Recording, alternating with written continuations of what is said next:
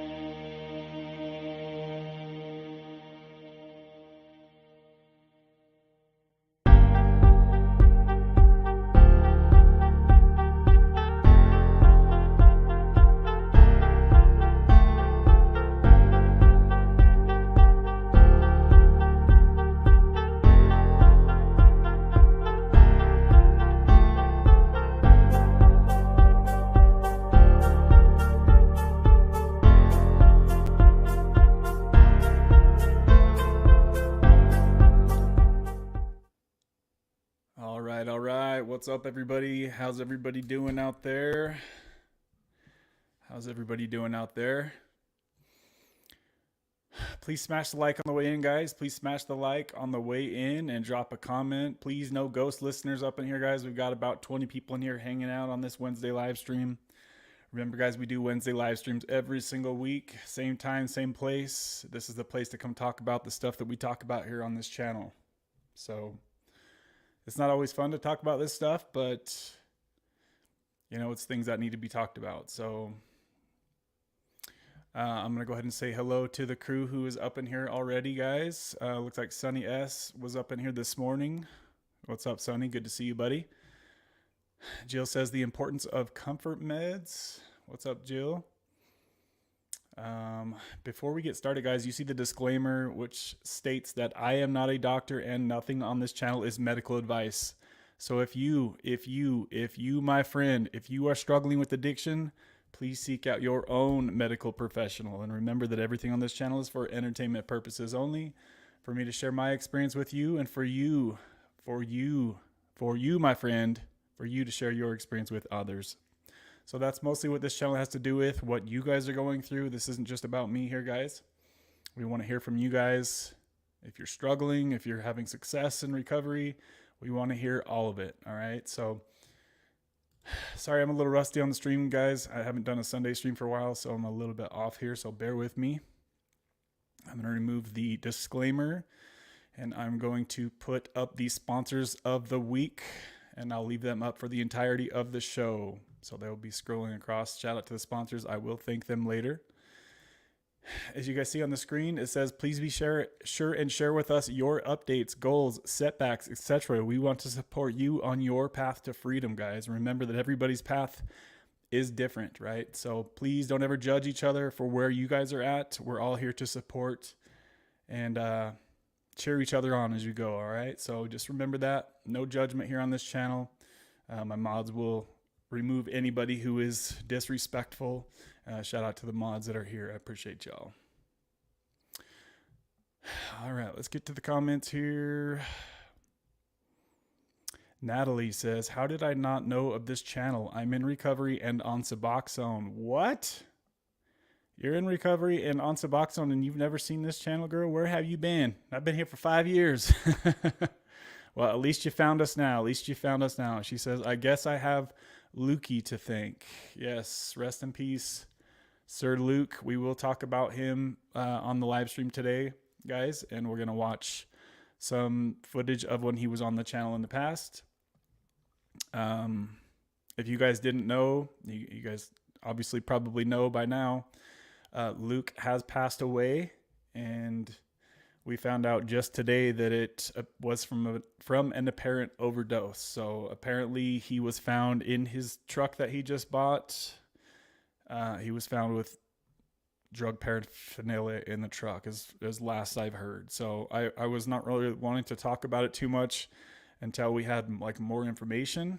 I guess there was, even still to this minute, there still kind of is this weird little like thing inside me that wants to think that somehow maybe this is some kind of misunderstanding or sick joke or something, but it's really starting to look like that's a slim possibility at this point. I haven't been able to find an obituary for him yet. Has anybody seen anything like that? I haven't seen anything like that, other than the only things that I've seen so far to say that this actually really did happen is the videos from Leah, which I don't see why she would put out some videos if it was not true, right?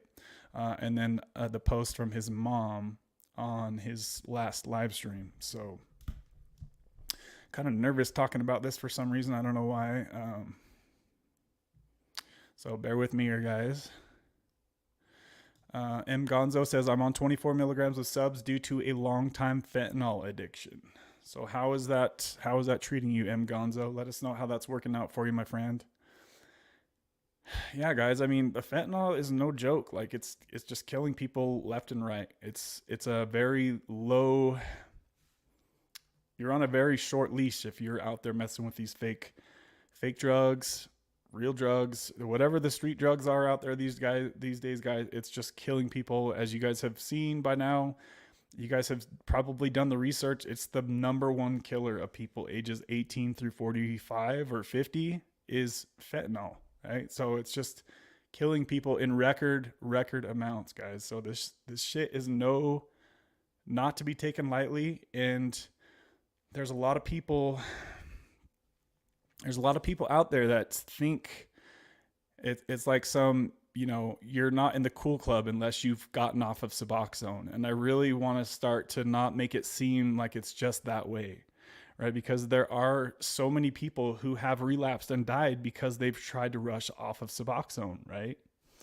And we've seen it not just with Luke or other people who are in this recovery community. Like, people want to get off of Suboxone, but why do you want to get off of Suboxone? Is it really time for you to get off of Suboxone?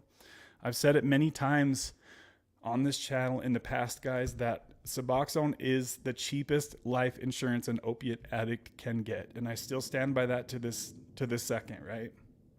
It's very, very cheap and easy to get on Bupe/Suboxone. So it's a life-saving medication for many people. Yes, it has side effects. Yes, it's hard to get off, but you're alive. You're still alive to do this shit, right?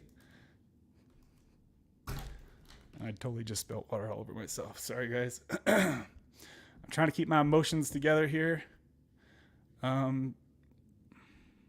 Yeah, so I just wanted to say that for a minute, guys. I know that we always talk about, so-and-so wants to get off of Suboxone, and that's great, guys, but just please make sure that you're in the right position in your recovery to get off of Suboxone.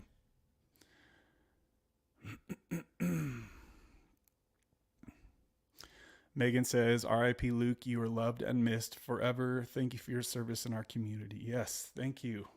Thank you, Luke.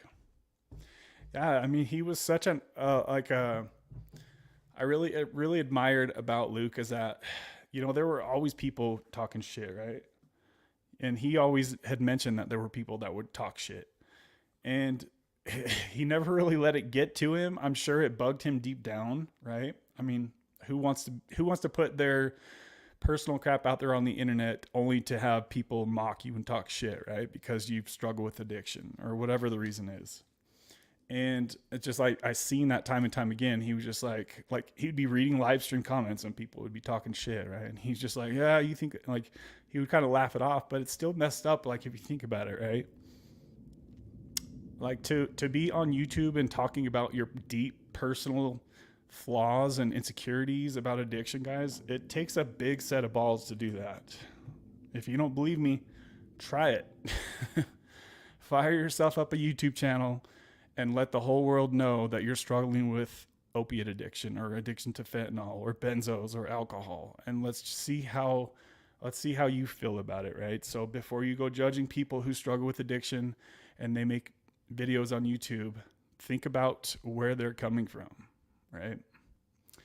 Kimmy says, hello, everyone. Please hit the thumbs up on your way in. Yes, please do so, guys. I need to grab a towel really quick, and I need to get this mess cleaned up. So give me just a minute, guys, and I'll be right back with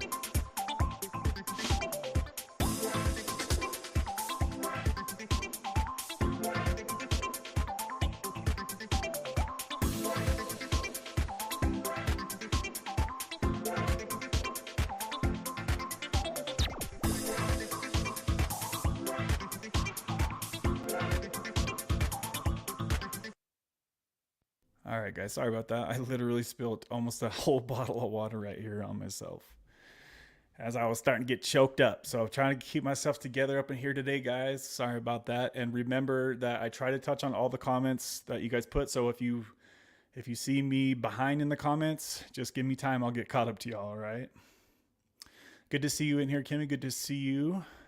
She says heart. Mikey made it today. Good to see you in here, Mikey. Hopefully you're doing okay, brother. Kimmy Kev. Jessica Jane in the house. Good to see you, Jessica, as always. Always stopping by here saying hello. Tara is in the house. Good to see you, Tara. Zach, what's up, brother? Scrolling down the comments here. Tara says R.I.P. Luke. Yeah, it's so weird that, we were all just trucking along here making videos, and, he just made a video like a week ago, right? Near the end of his last live stream too, he mentioned, he's like, I need to stop by Kevin's live stream sometime soon. I was like, ugh. When I watched that, I was like, oh. He's been really busy, working on his recovery, doing the work, like putting in that work. And it's just really disheartening to see how much work he was putting in with his recovery, and then for this to happen, right? It's kind of messed up if you think about it, guys. Do you remember when Ryan Donnelly passed away? Shout out to him too. Rest in peace, Rockin' Roberta, Ryan Donnelly, Ryan Leone. Like, what the hell? It almost seems like remember when Ryan passed, right? When he used to make videos back in the day, he was in like this small little apartment talking about, pretty much how broke he was. And then he finally started getting success in life, and then he passes away. It's like, come on, right? And then we see Luke, he's on a good path with his life. He's making adjustments. And that's one thing I really always admired about Luke too, is that he never would just like stay content with where he was at. He was always like, he tries something new. He's like, fuck it, this ain't working. Let's try something else, switching it up, right? He wasn't the kind of person that wanted to stay on Suboxone for 18 years like some people do, right? And it's just sucky to see, he put in all that work. He talked about how many rehabs he went to.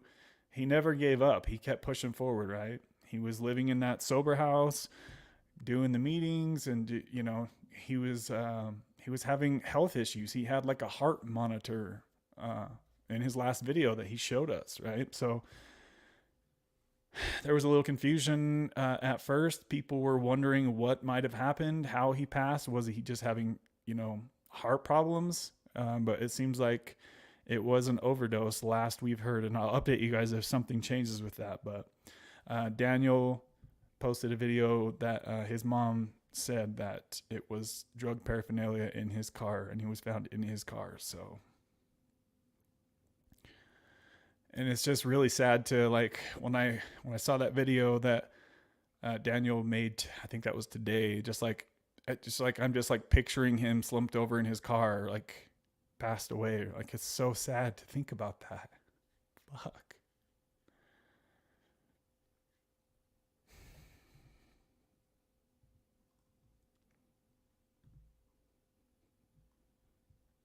This shit is no joke, guys. This is fucked up.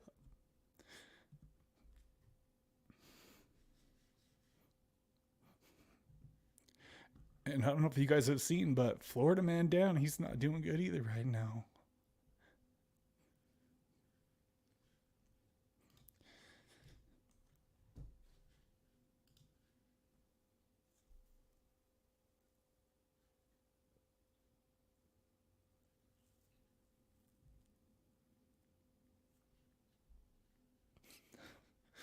Sorry, guys, this is just messed up.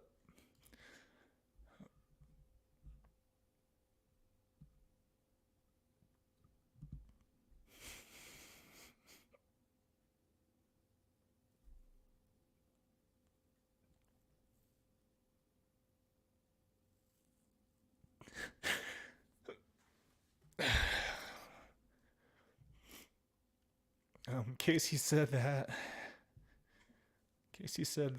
Leah just posted another video.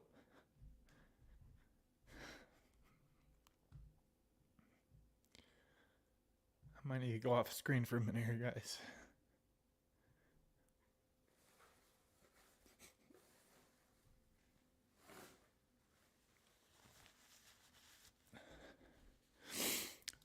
Kimmy says, has anybody seen...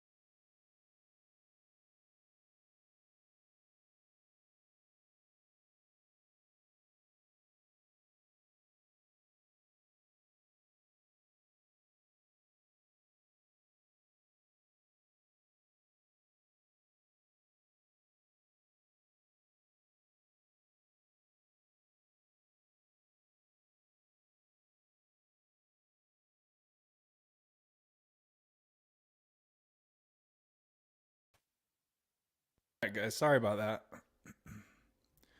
Freaking ball bag over here. I'm trying to get it together here. I'm trying to get together here, guys.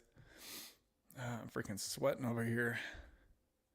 So Casey says, no, I've been searching high and low for one. And sorry, guys, I missed a super chat just a little bit ago. I don't know where the heck it went. Let's see.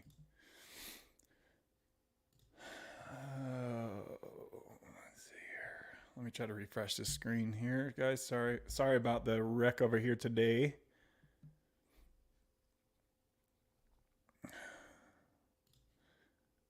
I'm definitely usually not that emotional, but it's just freaking a really crappy situation.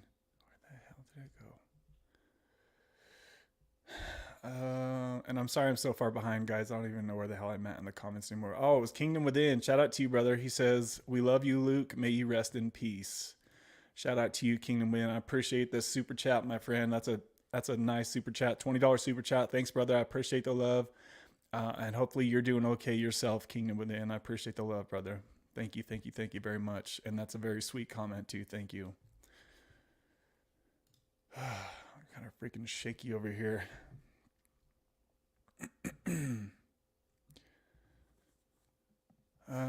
Let's see. I don't even know where the heck I'm at in the comments, guys. I'm literally like 30 minutes behind the comments, so sorry about that.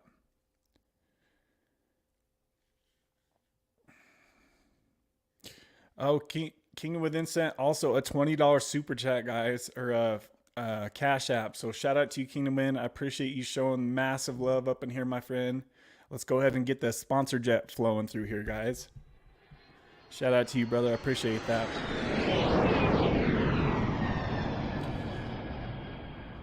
Kingdom Within dropping the sponsor bomb up in here, guys. Thank you, brother. He says, just keep doing what you do, bro. Thank you. I appreciate that, man. Thank you very much.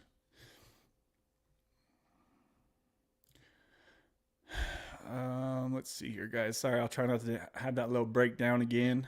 Sorry, I don't ever really do that on here, but like I said, guys, it just sucks seeing people in this community really struggling right now, and you know, like seeing FMD almost lost his life just 2 days ago as well now, right? So it's just like, to me, FMD, Florida Man, Luke, they're just kids, right? They're young kids that still have their whole life ahead of them, and to see them going through this, it just fucking sucks. It really sucks, guys. It's like, I wish there was something that I could do, but I can't do anything for them. You know what I mean? Just sit back and hope the best for them. Kimmy says, I can't find an obituary at all. Yeah, if anybody out there has seen an obituary for Luke or knows where the one is, please post it and let us know, guys. Got people calling me over here, guys. Oh, Casey says, I'm a lady, laughed out loud, but you're welcome. Oh, sorry about that. Natalie, you're good here. Lots of love. Shauna says, I do know how it feels because my boyfriend died of an overdose a few years ago. It is the worst feeling, but we were only dating for a few months. I think Leah and Luke were together for a couple years. Yeah, and I know that they had their ups and downs, and that really, that can be hard, guys. It can be hard to have a healthy relationship when you're going through addiction. It can be really freaking hard. And, I just remember back when I was struggling in my active addiction, I was so unstable, right?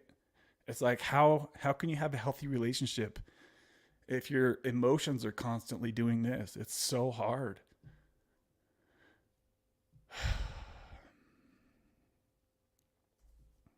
I don't know why I'm so shaky today, guys. Sorry about that.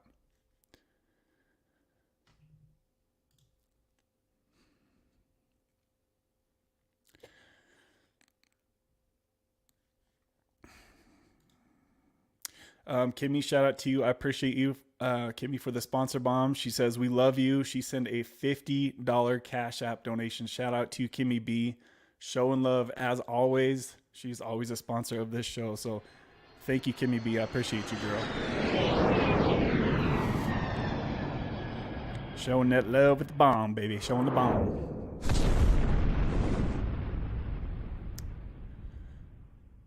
I appreciate you guys showing love to the channel. You guys are awesome. Thank you very much, guys. I need to try to stay on the comments here. My mind is so scattered right now, guys. So please bear with me here. Jessica says, no obituary yet. Leah just posted that there will be a celebration of life this weekend. Okay, cool. Yeah, Jessica, or if anybody else has any information, please post it to this channel if you're watching this on the replay crew, because a lot of people are looking for information and, if he's going to have a service, and if so, when and where that is, right? Callie Love, what's up, Callie? Good to see you. She says, happy Wednesday, my people. Kimmy says, Kevin, you don't need to talk about anything you don't want to. I appreciate that, Kimmy. Yeah, no, it's definitely, this is a lot harder to talk about than I thought it was going to be, just because I'm usually not really that emotional. But I do kind of feel like a nervous freaking wreck right here, guys. So I'm trying to hold it together, babies. Let's see. Tara says, hey, Callie. Tara, hopefully you're doing better with things. Let us know how you're doing, Tara. M. Gonzo says, it's keeping me from getting sick, but you still need to work a program. Otherwise, boredom will lead to relapse. Yeah, guys, it's just like when Dr. Chris Park, he always says, Suboxone is like a tool. It's a part of the tool, right? It's not, Suboxone isn't the recovery. It's a tool to help you with your recovery, right? It's a very important tool for many people. And Suboxone saved my life. And that's the reason that we're here today talking on this channel, because I found Suboxone. I stayed on Suboxone and it kept me from relapsing. It really did, guys. Suboxone saved my life. And like I said earlier, yes, Suboxone is hard to come off. Yes, Suboxone has terrible side effects. But you can navigate those side effects. And you can live to tell about it. And you can live to taper when the time is right, guys. So please, I hope nobody ever watching this channel feels like you need to rush off of Suboxone to be in the cool kid category, because that's not what this channel is about.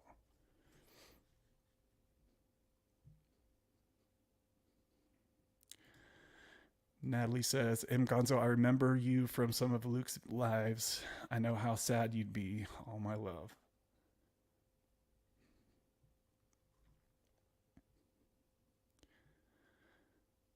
Shauna says, I don't know how people even manage to get off of subs. It's so hard.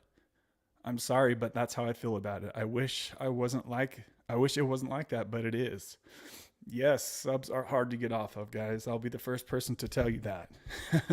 I will never deny or make it sound like it's some cakewalk thing to get off of Suboxone. We've seen how many people have put in lots and lots and lots of work to get off of Suboxone. ideally when the time is right, right? Ideally when you have, or guys, like guys, I think in my personal opinion, and remember that I am not a doctor, but unless you have at least a year of being off of fentanyl or street drugs or whatever it is, then why are you even trying to get off of Suboxone?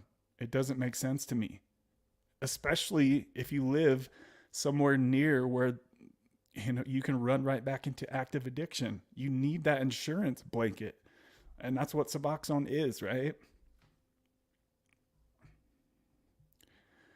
Hopefully you guys are working with your doctor and not just getting Suboxone off the street, because that can have its own set of challenges, right? Kimmy says, Shauna, it's hard but doable if one is ready and one wants to be off. Yeah, Kimmy got off of Suboxone when the time was right. Gonzo says, I would try to watch all of Luke's live streams. I found him while going through withdrawals. I never met him in person, but still affected me. Yeah, and same for me, right? Like, it's kind of scary to build friendships with people in this recovery community, right? Because look how many people have passed away. It's freaking messed up. And I'm the kind of person that's like, I've had so many people in my normal day-to-day life that I've lost. I've lost my dad when I was 21. I've lost countless friends to drug addiction. And I've lost cousins to suicide and all kinds of crap in between. All my grandparents are dead. Uncles have died. It's just like, I feel like that's why I try to keep people at a distance. Because, I mean, look, I never even met Luke in person yet. I'm sitting here crying about it, right? Like, I never even met him, but he was still considered somebody I considered a friend here on YouTube. And I spent a lot of time, as you guys all probably did too, watching his channel and following his journey. And just kind of like rooting him on, right? Like, I hope he gets this shit.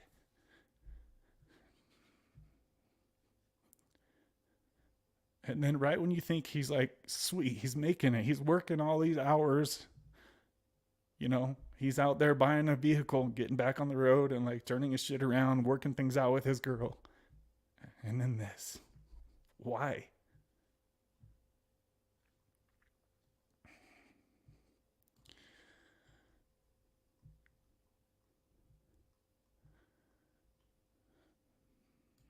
Shauna says, how did he get off? I wish he would have tried Sublocade. Yes.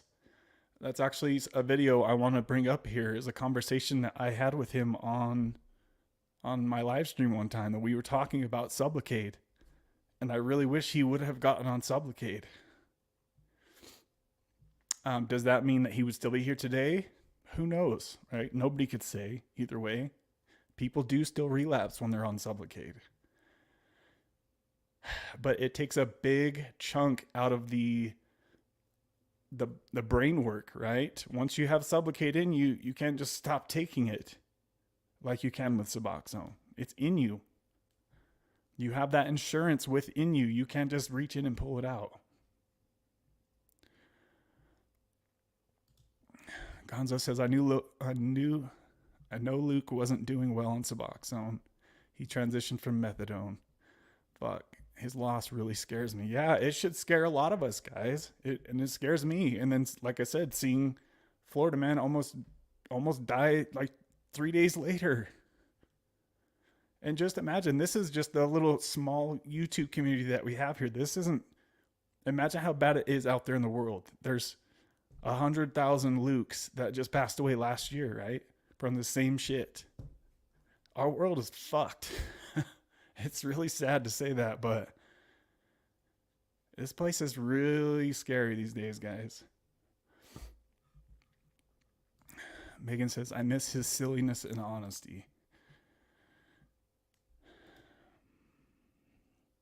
Such a massive loss to Leah, his family, our community, and beyond. Yes, absolutely. ready to be off, but I don't want to rush it. I'm trying to go as slow as possible. Yeah, and Shauna, like, for anybody else thinking about getting off of Suboxone, talk to your doctor, please. Make sure that you are stable in your recovery before you guys even think about coming off of Suboxone. If you think you might mess up and go out there and relapse, then don't even think about getting off Suboxone, guys. Please. If you're having my brain is just, if you're having, what's it called? Cravings. If you're having cravings, guys, and you're on Suboxone, you probably need to talk to your doctor about upping your dose, right? So you don't relapse. I remember when Rock and Roberto used to do that. She's like, I'm having cravings for painkillers. We're going to up my dose. And it worked, right? She didn't die of a relapse. She died of something else, a house fire, if you guys didn't know that. But at the time, that worked, right? It bought her more time.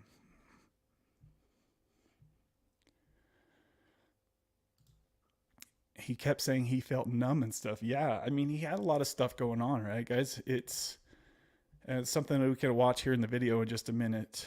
We should probably actually just watch that right now. Real quick, guys, I'm going to go ahead and thank the sponsors of the week. They are scrolling across the bottom of the screen. KG Smith and Kimmy B, as always, they are the sponsors of the week. Shout out to you, ladies. I appreciate the love. And Marky Rizzo also showed some love last week as well. Your donations are what make it possible for this channel to grow. This live stream will never be monetized, guys. I'm going to go ahead and play a video. I'm going to play a video of when he was on my live stream. This was about 6 months ago.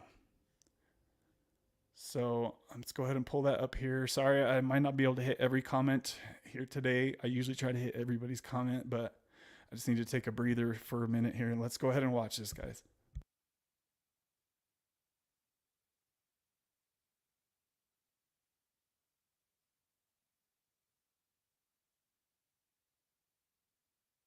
Well, I asked my Suboxone doctor last meetup, and he had no idea what. I mean, my Suboxone doctor, man, he's just the typical guy who, you know, is just a normal doctor, and he happens to have a Suboxone license. Like, he's not definitely not a Suboxone specialist. And I mentioned tapering, and right away they shut me down. They're like, "No, we want you on this for at least." And like, so at that point, that tells me, I'm like, okay, these people don't have my best interests. Like, so I kind of just, because the thing is like, since I've been doing opiates since 2010, but I haven't taken a break from. See what he just said a minute ago, guys, about how he mentioned tapering with his doctor and they shut him down. It's probably for this same reason. They were worried that he was going to relapse. So I can understand in certain situations why some doctors are hesitant to want to start tapering their patients on Suboxone, because they don't feel, obviously they didn't feel like in this situation that Luke was ready to start tapering, right? Because he probably, I'm pretty sure Luke has admitted several times that he's a chronic relapser. I'm sure you guys have heard him say that. So he didn't have a ton of stability with his recovery, right? So I can see why his doctor would be hesitant to start tapering him. Let's continue. Can you guys hear this? Can you guys hear him okay? Is everything seem okay with the... Somebody please let me know if you can hear when I'm playing. Does everything seem right with this? I haven't done this kind of stream for a while, so just let me know if something seems off. Let's see, what do I do here? Just play here. Either, you know, street opiates, Suboxone, or methadone since 2017. So it's been 6 years. And, you know, my whole thing behind it is like, you know, the reason for this drug is to help me stay clean, but I haven't been able to get even over a year clean. The longest time I had clean was when I was off maintenance drugs completely.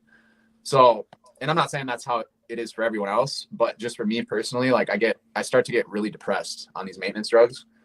Just so for me personally, you know, at some point, if something's not working for you and if the doctors still are like advising you against it, I mean, it's hard because the doctors are telling you to stay on it, but sometimes you have to like educate yourself and make your own informed decisions and like go with what your body's telling you and what your gut's telling you. And that's just what I'm doing, you know? So right there, I wanted to stop that. So yes, guys, I always talk about that same thing. Our doctors, they only know a little snippet of our lives. They don't know what we're feeling. We don't have the time. The doctors don't have the time for us to say, hey doc, I've got this 2 hour page of things that I wanted to talk to you about. It's almost like you kind of have the doctor for 5, 10, 15 minutes, and what you get out of that is what you get out of that, right? The doctors don't have time to you sit there and tell them every little tiny thing. Well, I'm feeling this. Could it be this? And plus, they don't have the experience with Suboxone.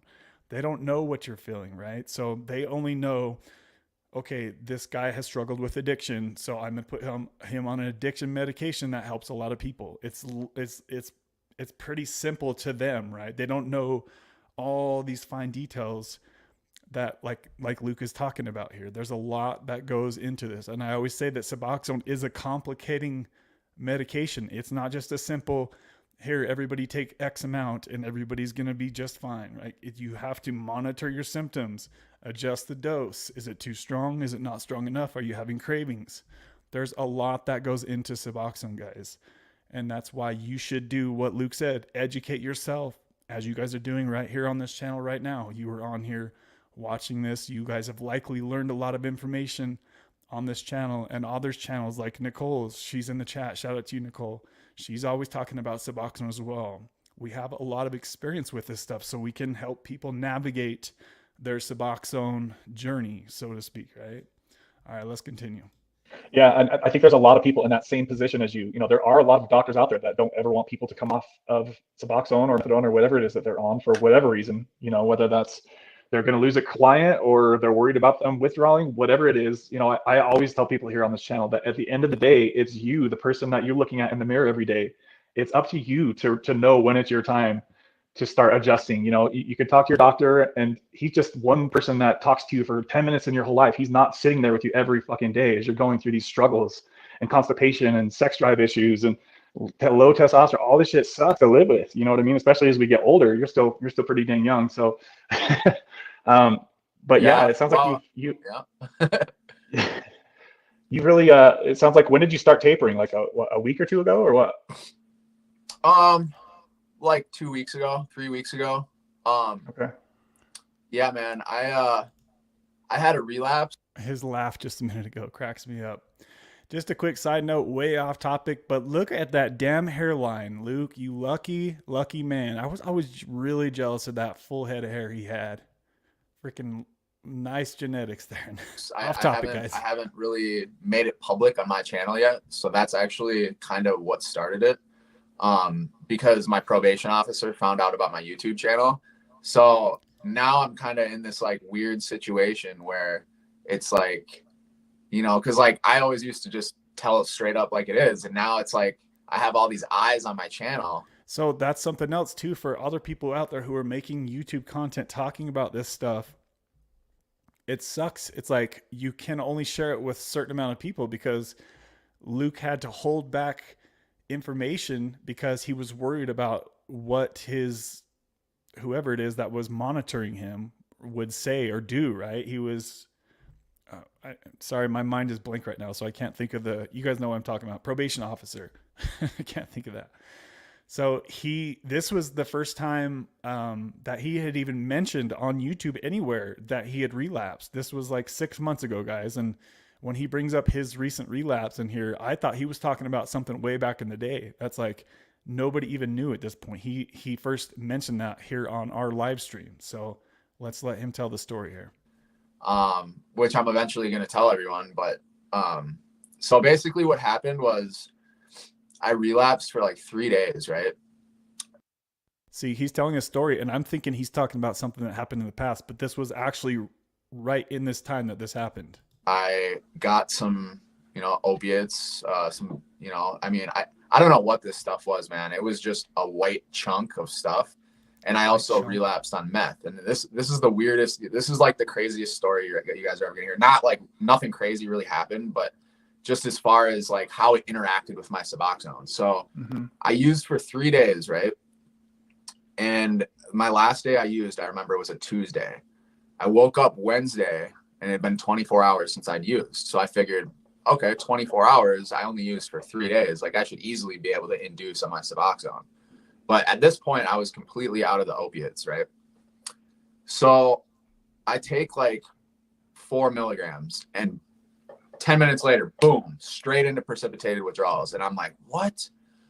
So my girlfriend had found out about me using or whatever, and she threw this, meth pipe away. And a lot of the meth, at least where I'm from, they're putting fentanyl in the meth. So I literally was like I'm sorry, is this too graphic for your channel? No, you're good, dude. Go ahead.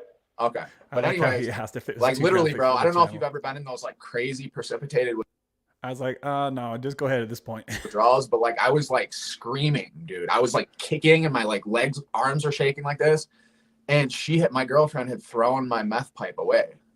And for some reason I thought in my head, I was like, I wonder if that meth has fentanyl in it. So I literally, and this goes to show you how bad of an addict I am. I went into the garbage and grabbed got all dirty from all the garbage and shit, grabbed the meth pipe out, smoked it, took one hit, and I was instantly out of precipitated withdrawals. What?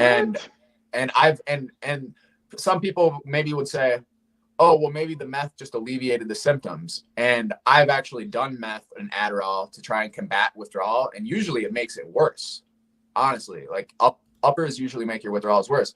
So I instantly go out of the withdrawals, right? Here's the even weirder part. So it's been 16 days. Oh my God, guys, just a quick pause here as he's telling the story. We have 36 people in the live stream, guys. That is a live stream chat record.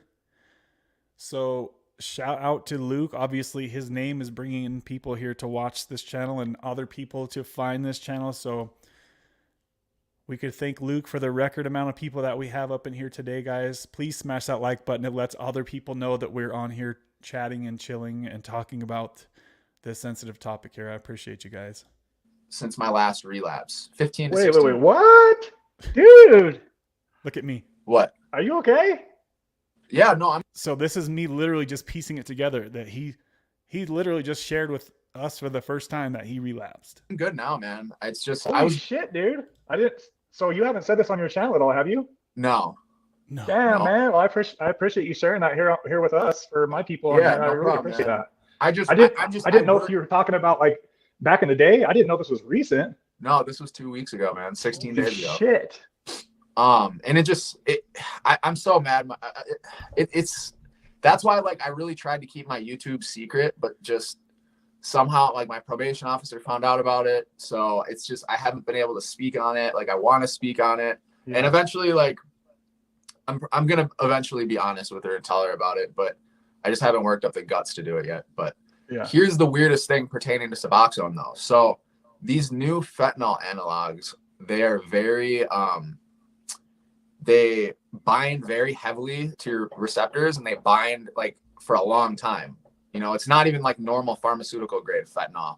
These are like, 0114 or diacetylfentanyl or furanol. I really always liked that about Luke too. He was a lot like me and like always researching into like the scientific parts of drugs, right? He would always, whenever I would talk about like the half-life and all that different scientific parts of medications, he knew exactly what I was talking about. And not a lot of people spend the time to research that kind of stuff, right? So it was really awesome to see that he was a lot like me with that. To A, B, or whatever the case may be, like the scientists will make a new drug every day that's like a designer version of fentanyl. But anyways, so I was going, so anyways, let me describe this. So it's been 15 days since I last used, and like the Suboxone. So I would like to say like, yeah, like I tapered on purpose from 16 to 12 down to 6, but it's actually been because like there's a little like lingering amount of this drug still in my system 16 days later, where the buprenorphine fully doesn't work. Like yesterday I took, because like I've only been taking like little strips at a time, and I've been taking like 6 milligrams a day. Well, yesterday I tried to take 8 milligrams, and like I started getting like really bad restless legs. And it wasn't like a full precipitated withdrawal, but I definitely can like, and like the Suboxone tastes worse when you're, I don't know if you've gone through that, but the Suboxone. I've never had it. Huh? I've never had precipitated withdrawal ever. Oh, you haven't? Okay. No. So that's crazy, man. So it's still something you feel like something that when you relapse is still kind of in your system, like going against the Suboxone or what? Yeah, it's crazy, man, because like, dude, I've been using opiates for 13 years, and like when I was doing heroin or oxy. Isn't that crazy, guys? Look at how young he looks and how young he is. To hear him say that he's been using opiates for 13 years. Damn, man. Damn. And for him to lose his life now after all those years, like why now, right? Because the freaking drugs are so damn strong. So anybody who out there is watching this, if you're messing with street drugs right now, guys, it's a really risky fucking time to be out there messing with street drugs, guys. Please get some fucking help. Or whatever. Like I would just wait 24 hours, sometimes 16 hours, and then the Suboxone would fully work, especially if I was only using for 2 or 3 days. Yeah. But these new designer opiates, like they're like almost not compatible with Suboxone. It's very weird, man. So, so yeah, like basically I can't really take more. If I take anything more than 6 milligrams a day, I'll get really sick. Or not sick, but like I'll get like really like anxious and legs kicking. And I've just kind of taken it as an opportunity of like, wow, like I wanted to get off Suboxone anyways. My relapse kind of had to do more with like kind of some relationship problems I'm having. And also like I was trying to get into detox and like 3 detoxes denied me to, because I'm also tapering off Klonopin. I'm on a very low dose of Klonopin. I'm on like 0.5 milligrams. But so he's going through relationship problems, as you guys have seen in the past. He's talked about how him and his ex would kind of go at it. It's because if addiction comes into play, guys, it's so hard to have a healthy relationship. I've been there and I know exactly what that feels like. Yeah, that's basically what happened. Wow, man, that's crazy. So, oh my God. Okay, so I'm trying to wrap my head around all this. Yeah. So, I mean, what's the plan from here? Just to kind of like adjust your Suboxone dose as you can, or what? Like what's the move from here? Well, I mean, like I'd really like to get on Sublocade, man. Like that. I mean, dude, yeah, I mean, right there. I think. Have you talked to your insurance about it? Did they cover it? I haven't talked to the insurance about it yet. No, I haven't. So I'm gonna stop right there, guys, because when he said that, I'm like thinking to myself, I'm like, it's a 5-minute call, brother. Just call your insurance. I guarantee you they would have paid for his Sublocade for free, guys. They paid for his rehabs and his hospital visits. You know damn well they will be like, yes, you want Sublocade? Here, please take it. Guys, if you're out there and you're not working and you have state covered insurance, or you're on state insurance, I almost guarantee you guys that they will give you Sublocade. So please make a 5-minute phone call and call your insurance and ask if you're interested in Sublocade. And if you guys are out there and you're on Suboxone, or you got off Suboxone and you keep flip-flopping and relapsing, Sublocade, guys. Sublocade. Yes, you can still relapse if you're on Sublocade, but the chances are going to go way, way, way down. Why? Because you don't have to control your brain every day. Sublocade does the work for you. So please, guys, please take a 5-minute phone call. I mean, it's a simple phone call to find out if they'll cover you on Sublocade. So please, guys, I wish I would have pushed him further. Let's call them right now together. I wish I would have said something like that, but I didn't. I have to figure out some way, I don't know if I still don't know if they cover it. Like I have state insurance, but Minnesota's state insurance is pretty good. Like it basically covers everything I've ever needed, So what's the name of it? Paid for everything for him. They definitely would have paid for Sublocade. I guarantee you guys. Guarantee it. Is it Medicaid? It's health. No, it's like basically the way our state insurance works is like they basically pay. You get private insurance, but the state just pays for it in Minnesota. Okay. Dude, so I almost guarantee they'll pay for it all. I bet you anything they will. Like, yeah, I've never got denied for anything. So on my insurance. So I really hope it works, man. And I mean, a lot of people would probably say like, oh, you just relapsed. Like, you're probably not right. But it's like, I don't know, man, the relapse thing, it was kind of just like a super impulsive thing. It was like, I've just been getting so frustrated with where I'm at in my recovery. And then, like I said, relationship issues and the detox is not accepting me. Like, and just kind of a combination of things. And The detox wasn't accepting him because he was trying to get off of benzos. So they were like, this is a little too challenging for us, apparently, is what it sounds like to me. You know, like I've just toughed it out the last 2 weeks, you know, like I've had, if I really wanted to use, I could have, and I haven't. But I don't know, man. I think a lot of it, and I think part of the relapse has to do with just like, you know, I've been numbing my emotions for so long being on like opioids, whether it's Suboxone, methadone, etc., that like I just wanted to feel something, you know, and it just, I continually have felt like it's just kind of blocked me off. But so it I sounds mean, like did his you dopamine levels were did you just relapse while you were on super, Suboxone? super low, and he just wanted to feel that dopamine rush. He wanted to feel good. Like, who doesn't want to feel good, right? It's something that if you learn about dopamine regulation, which I just barely recently started diving into, it starts to make sense why people feel the way that they feel and why I've felt the way that I have felt. There's a book called Dopamine Nation. It's like a 6-hour read. I recommend anybody who struggled with addiction to read that book or get the audio book if you don't want to actually read it. It will help you understand a lot about people who struggle with addiction. And it could just be, it doesn't have to be opiate addiction. It could be video game addiction or porn addiction or any type of addiction. Please, guys, get that book, and it will start to help you understand why your brain does the things that it does. Let's continue. Or did you stop taking it for a couple days and then relapse? How did that all So I was asking him, I said, how did it work with your Suboxone and the relapse? And so he explains right here. go? so the day I relapsed, I only took 8 milligrams. I took 8 milligrams that day. Usually I was at 12 at that point. See, so he kind of was trying to kind of set himself up for a relapse by taking less that day, right? And that's another beautiful thing about Sublocade is you don't have that option to control your dose. If you feel like you're starting to be triggered or you're starting to have cravings, you're going to be like, well, I'm going to lower my Suboxone dose today so my opiates or my fentanyl will kick in stronger. So you can feel more of what he's wanting to feel, right? The dopamine spike. And so with Sublocade, you don't have the opportunity to do that. So it takes the mind fuck out of it. It does it for you. It's already got you. You can't have that little devil on your shoulder saying, hey, Kev, lower your Suboxone dose today so we can go get some fentanyl.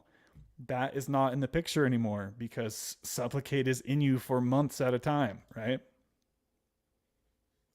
Let's continue, guys. So I took 8, and yeah, the stuff that's on the street nowadays is so strong that it breaks through the Suboxone. Like, and I had been taking 12, my God. 16 for months, 12 for a long time. So, and I mean, it broke right through it, you know, and I didn't use it intravenously even. I just smoked a little bit of it. So even though he had 8 milligrams in his system of Suboxone from that day and probably 12 milligrams from the day before, that's a pretty high dose of bupe, all things considered, right? Even though he still had that, he says, has he already said it yet? Let me see. And it felt like it should have. And it was like overwhelming, man. It was overwhelming Yeah. still, guys. So even with all the bupe on his receptors, fentanyl is so strong that even Luke says it was overwhelming, guys. That means that this shit is so damn strong. It don't care if you're on 8 milligrams of Suboxone. It's going to plow through that shit, right? And just imagine if it felt that strong to him, imagine how strong and how hard it was on his body. Because you guys know bupe/Suboxone, it blocks a lot of that, the feelings that you get from taking opiates. So if it blasted through that and he still felt extremely overwhelmed, that tells you just how strong these drugs are these days.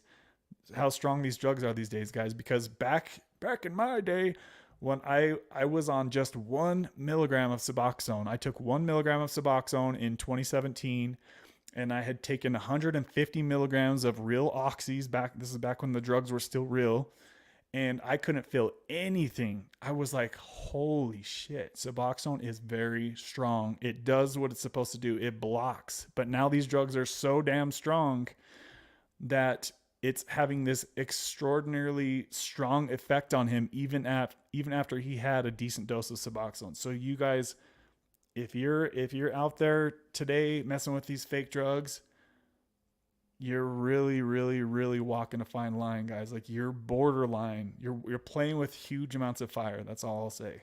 My God, dude, So that's like, scary, man. I couldn't even imagine someone who wasn't on Suboxone taking Yeah. this stuff. Like like, I don't think there's any safe way to even use this shit nowadays, man. It's actually really dude. scary. So that it was fentanyl that you relapsed with, or what? Man, I have no idea what it was, man. It was just a white. Oh my God. It was like a white chunk. Like, it kind of almost looked like Coke in a way, but it was like a white chunk. And, oh my God, dude. Yeah, man, it's crazy, bro.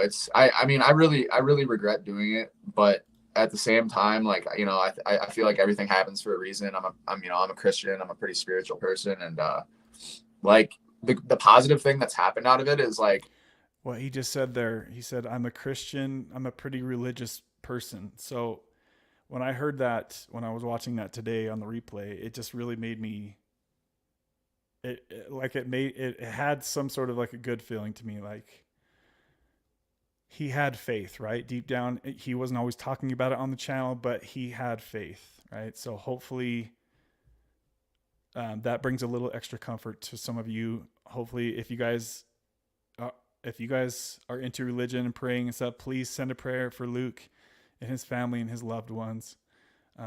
Sorry, I'm starting to get emotional. I've been able to be at the 6 milligrams, and like, yeah, I'm kind of feeling crappy, but it's like, when you've been feeling crappy for 2 weeks, like, you're already kind of used to it anyways, you know? Yeah. So it's been easier for me to just stay at 6 milligrams. And I've been like, you know what? Like, I'm going to like try to see the positive in this situation and be like, all right, I'm just going to stay at 6 milligrams, see how this feels, you know? And, you know, some days have been bad, and some days I feel really depressed and lethargic, but, you know, in a lot of ways I feel more clear, and I feel like my personality is coming back. And I just hope I can get on Sublocade, man, because that really seems like a good thing.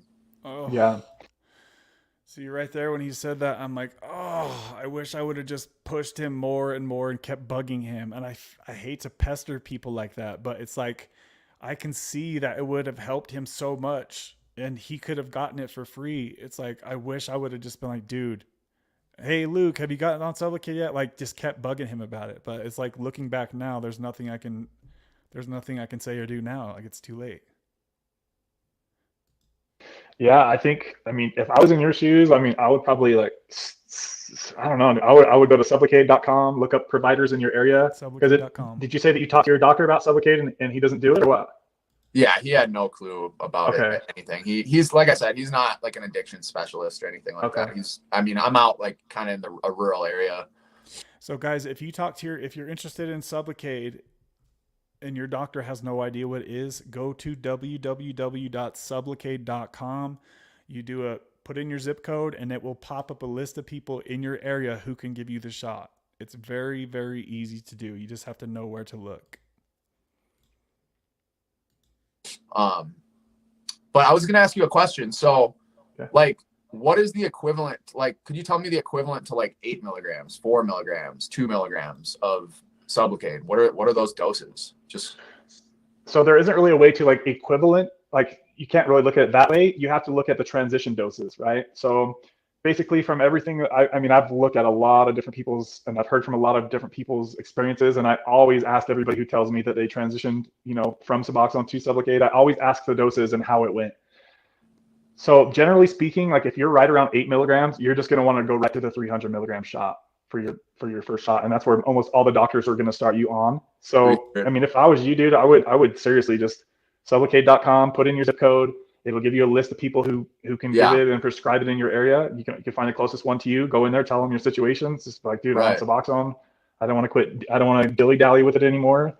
Give me some shots. You know what I mean? And if you're on the state insurance, I almost guarantee you they'll pay for all of it. I bet you they will. So I could probably pretty safely, now that me being on 6 milligrams, I could pretty safely just go to 300 now. Yep. Probably. Yeah. If I was you, I'd probably just go up to like 8 milligrams. Honestly, if I would say that, like, the ideal transition doses, if I was on a little bit higher of a Suboxone dose, would be from 8 milligrams to the 300 milligram shot to start with, and then that's going to be more than enough for you to where and the way that I like to think about it is, you know, if you have enough bupe on your receptors, that's going to help you to rewire your brain out of the oral addiction, right? Yeah. Because if you undershoot it and your shot isn't strong enough, then you're going to keep doing this every day, right? But if you go from 8 milligrams to 300, that should be enough to tell your brain, I'm happy, I'm okay, I don't need any more, I don't need to keep doing this. And so that's going to start the rewiring of your brain to get out of the daily addiction, the daily hand to mouth stuff, which for me was very hard, dude. It was so hard to get out of that because for the last 20 years, I mean, it was 15 years of opiates and then 5 years of Suboxone. It's like every day I had to do this. And that was so hard for me to stop doing. And the only way I could ever do it was when I got on Sublocade. I mean, I tried getting off Suboxone like 3 different times. It just didn't work because I always had like a box of it and I had relationship issues pop up and it just made me, you know how it is when you go through relationship drama and you're already kind of dealing with depression as it is. It's so easy to like reach for something that's going to change your state of mind. And that's exactly kind of what kept me on Suboxone for so long, I believe, because I've been off of opiates since 2017. And that's like, that's like so far removed from my life now. I wouldn't even know where to go to get anything like that anymore. But I don't even have any friends anymore. It's just me and the girl I'm dating, really. Yeah, totally. So they only make 300 and 100 milligram shots? Yeah, and the way that the drug manufacturer, they want everybody to start on the 300 milligram shot. So basically they have their little copy and paste. Everybody gets 300 for two shots, and then they go down to 100. Because after you get 2 doses of 300, then your receptors are like fully covered, and then it's like with the long half-life, you can step down to 100, and your brain won't really notice. You know what I mean? Don't you think that's like a little unfortunate though? Like I feel like they could have like micromanaged it a little better. Like they could have done like a 300, a 250, a 200, 150, and then you could just step down every month, and you could seamlessly get off of it. I mean, right? Yeah, I think their way of thinking is that with the long half-life, and that's why you see, if you go on Reddit, you see so many people say that they didn't really have a withdrawal from it, is because the half-life is, you know, it's 60 days, you still have half left, and another 60 days, that half is gone, you know, and so I think that's their reasoning as to it. But I'm OCD as fuck, so I'm thinking of any possible way I can do to make the landing that much smoother, and that's why I've been doing the way that I've been doing it. And my doctor's a badass, dude. He'll be like, dude, how much do you want? He'll even let me squirt the shit out if I wanted to. Right. You were telling me that. That's funny as fuck, dude. Just seeing him smile and laughing like that, guys. Oh.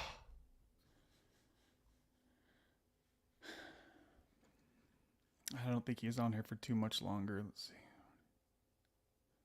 And then there was a live stream too. Let's see what else we're talking about here. Actually, this is the safer way. This is the better way. But at the same time, it's like they say in AA, like the easy, you know, what do they say? Like the easier, softer way is not like the right way. And like, I'm just, for me personally, I'm at the point where like, you know, it's not helping me anymore. And like, I want to move forward past it, but I know it's a process too. So it's a process. My goal is hopefully to be off of it by like fall of this year. That's what. That's right now is when he was hoping to be off of it, and he did. I mean, he got off of Suboxone, right? So props to him. He had his goal, and he set his goal, and he actually hit the goal. He got off of Suboxone. He was off of Suboxone. I didn't really think of that till this moment. What I'd like to do, you know, to be off of what? To be off maintenance, just to be off Suboxone. Damn, he did it, guys. He got off of maintenance. So yeah, so that's where the technicalities kind of come in. I don't know if you mean to be stopped going in for prescriptions or shots, or if you mean to be bupe free in your blood. Well, that I mean, I guess that depends if I get on the Sublocade shot or not. Because if I could get on the Sublocade shot, then, you know, I guess I just have to like, you know, play it by ear by when I get on the Sublocade, see how that feels. But I mean, you can do like 3 shots of Sublocade and pretty safely come off, right? Yeah, a lot of people have been doing that. Yep. I could go like maybe 2 months of 300, then 1 month of 100, and just see, he done gradually. And then that would probably buy you like 6 months of automatic tapering time. It's kind of a way to look at it. Like it just does it automatically for you. You don't have to control it every day. Just right. I always tell everybody you're on autopilot once you're on Sublocade. You don't have to do anything else. You just live your life, and it just happens automatically without you really even knowing it. Yeah, I think I'd probably ask my doctor for like gabapentin, because like, dude, honestly, gabapentin is like a godsend for opioid withdrawals. So like, if I could get like a comfort med like gabapentin or like Lyrica, which they probably wouldn't prescribe me Lyrica, but but yeah, I think it's totally doable, man.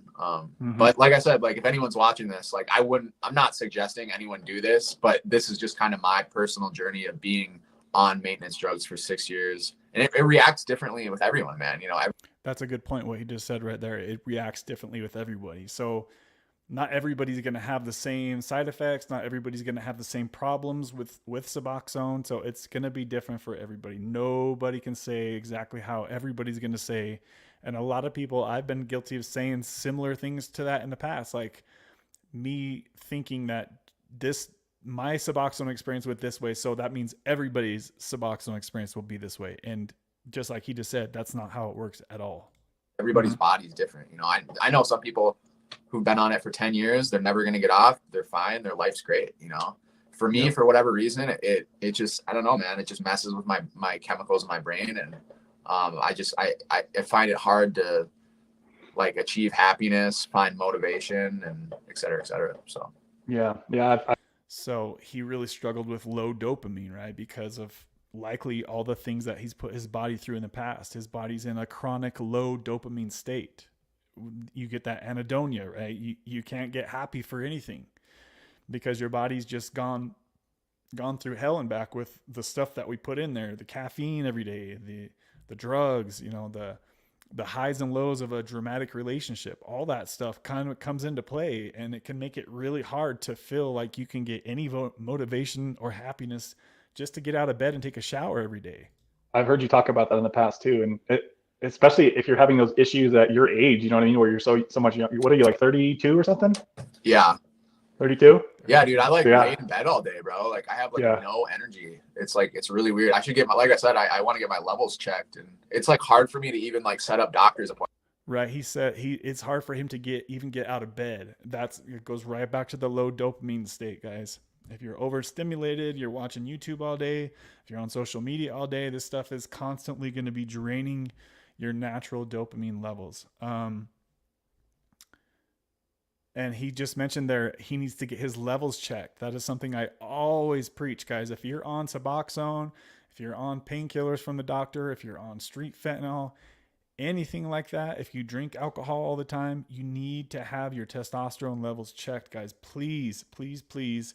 Because if your testosterone is low from Suboxone, which I would almost put money that just about every person out there that's on Suboxone has low testosterone, unless you're in your early 20s or something like that.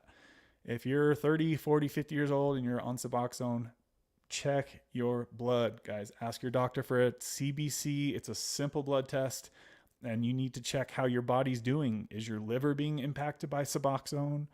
You know, is your testosterone being crumbled down from Suboxone? These are all things that it can be ironed out from a simple CBC blood test. It's like $100 if you don't even have insurance. It's very cheap. Appointments, bro. Like especially the last 2 weeks, like I've really been like, I haven't been making videos, like, and the videos I have made have been like extremely like mediocre because like I just don't have that like oomph behind me, you know. And but it was even like that before the relapse, you know. It was it was, you know, like my energy wasn't like how it should be, like, you know. And, but we'll see. The thing with the low energy, guys, it's something that you can keep trying to take caffeine or whatever drugs you need to try to take to get that energy, but your body just needs to rest and relax, and that's how you get your natural dopamine, your natural energy to start coming back. Somebody said, I seen it on a video recently, they said something like caffeine isn't giving you energy, it's taking your energy from the future, basically. Like you're taking an advance on your energy. So it's something to really think about. If you live life on caffeine every day, you're going to not be able to function without it, right? And then before long, it's going to be to the point where you need caffeine just to feel normal, and it doesn't even give you that boost anymore, right? It's just like when your tolerance goes up with drugs or any type of drugs. If you use if you use kratom on a daily basis, your tolerance starts to go up, right? It's all about tolerance when it comes to drugs and keeping your tolerance down. Yeah, I mean, I don't know if I would really push yourself too fast from where you're at, because you've already kind of come down quite fast. You know what I mean? From 16 to 6, that's a long days. I mean, 10 milligrams in a couple of weeks. I'd probably kind of hang out where you're at for a little bit and let your body kind of stabilize for a little. You know what I mean? Before you try. Yeah. I don't know. I wouldn't really push too fast from where you're at. I would start reaching out about Sublocade because Right. it's a little bit of a process to get it set up. I mean, because they have to get the insurance set up with the custom, or not custom, it's like a specialty pharmacy that has to send it to your doctor directly. Really? Like it's a little bit of a process, but Some hoops. if you find a new doctor, they'll just get it all set up for you, I'm sure. But dude, I'd be willing to bet you could get on it for free if you're on state insurance. I bet you they'll pay for all of it. Mm-hmm. That's I would awesome. just start making a few phone calls if you're really interested in getting on it. Yeah. No, but I agree with what you said, man. Like the 6 milligram thing, like I'm definitely gonna chill at 6 milligrams. I kind of just took the unfortunate event that happened. Like I just looked at it as an opportunity, and I'm like, you know what? Like I've been taking 6 milligrams. This was like, let's say 4 or 5 days ago, and I'm like, I've been taking 6 milligrams this whole time. Like, why go back up if I want to get off anyways? But yeah, I'm probably gonna chill at 6 for probably a good month, I'd say, or maybe longer until I'm ready. But it's a process. I think that's a good plan. That way your body's not like freaking the F out. Cause I mean, 10 milligrams is a lot to go, even from anybody's point of view, honestly, that's pretty fast. So it's cool that hopefully you should start to feel better with, I would say maybe another week or so, you'll start to feel better, and you'll be also, your body will get used to the new adjustments and stuff that you've made. So I would just say, try to eliminate any possibilities of relapse from here, dude, because that's scary, man. That's really scary. I didn't know when you were talking about that. I thought you meant like back in the day. I was like, wait, I need to clarify. He meant like right now. I didn't know you meant right now. It's pretty scary. Yeah, man. I mean, this is like honestly the first time I've even talked about it, other than like my girlfriend and like my family. It's just, that is so cool that he came on here on my live stream and told people for the first time. Like I feel that's really cool that he did that. And when he told me in the moment, I was like, that's freaking cool. That's really cool that he did that for our community here. Yeah, I don't know. The thing with it's really unfortunate my probation officer found out about my YouTube, because usually my YouTube is like the first, that's not the first place I go to talk about it, but I mean, it's a nice outlet to talk about that kind of stuff. And like, I've always been open, like with I relapsed on meth last summer, last summer, and I talked about it on my YouTube and stuff like that. So like everyone on my channel, like they know, like if I relapse, I'll own that shit. But I just got to kind of figure out a way.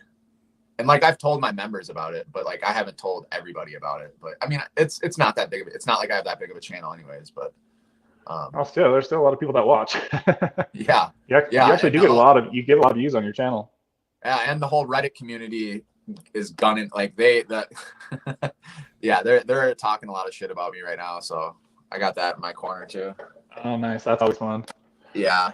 And I realized with that whole thing, man, like I kind of took a step back, and I was like, because I was reading that Reddit forum, and like there's people in there that like aren't addicts, and they're like judging me, judging Jessica, judging Nicole about like stuff that we do. And it's like, if you've never walked a day in an addict's shoes, like you can't judge the next person. So it made me realize, like, I'm done, I'm done making negative videos about people and stuff like that, like for views. Like it's not good energy. You know what I mean? Yeah. I really came to realize, like, it's just not good for anyone. It's not good for you. It's not good for your karma. It's, so.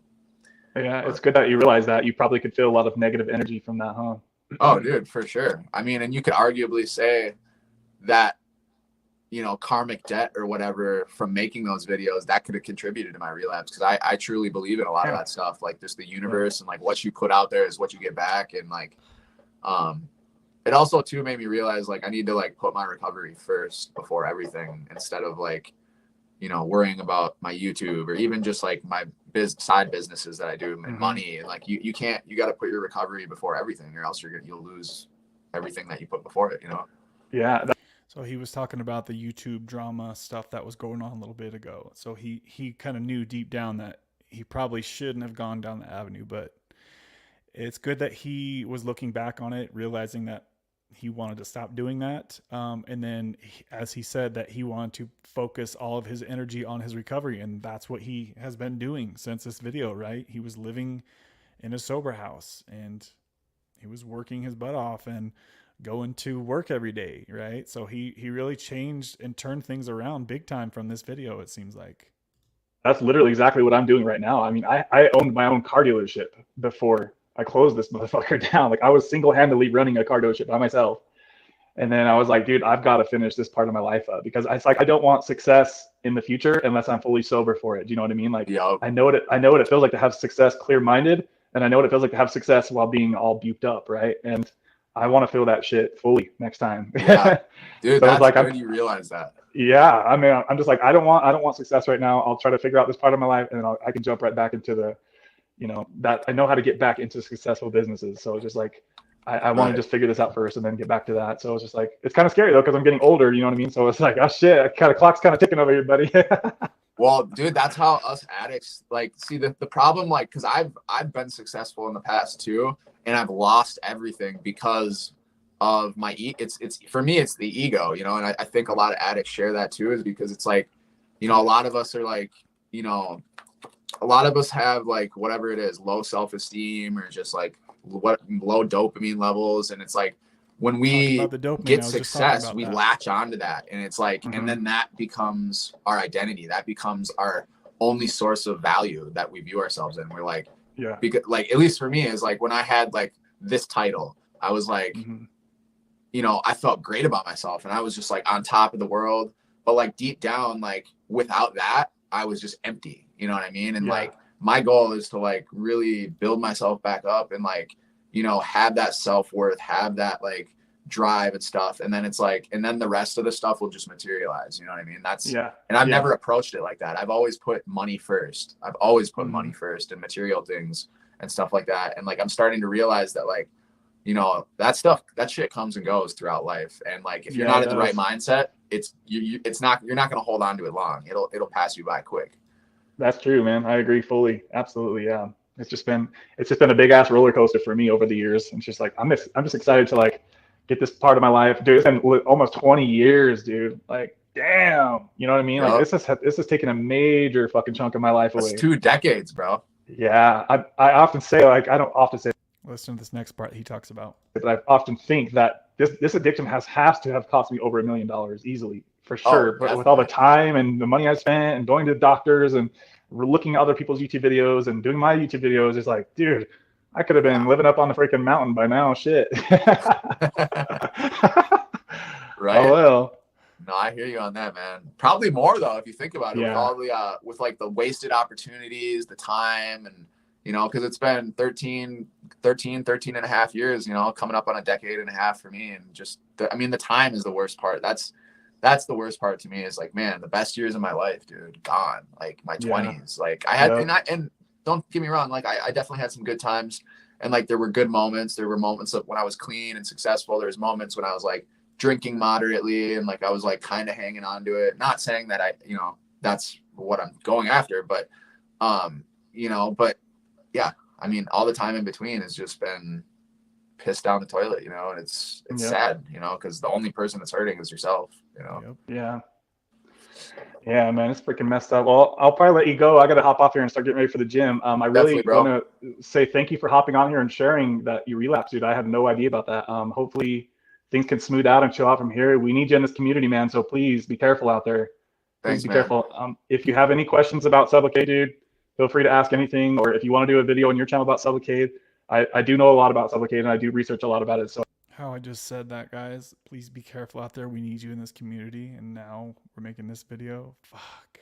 I do kind of feel like I know a bit about it. So I would love to see you get on it, man. I really think it would help you for sure. If you're ready, if you're ready for the stability, then it can be an awesome tool for you, man. So just let me know if you have any questions, bro. Okay. All right. Thanks, man. Thanks for having me on. Hey, dude. Yeah, good to see you. I'll post a link to your channel too in the description. Okay. Okay. No problem, bro. Thank you. Okay, guys. See ya. All right. Oh, so sad, guys.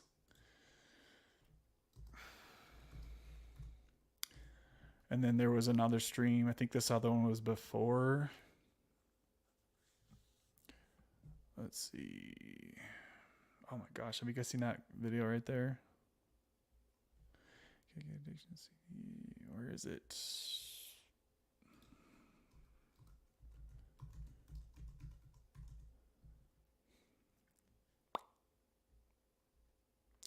I hop on here?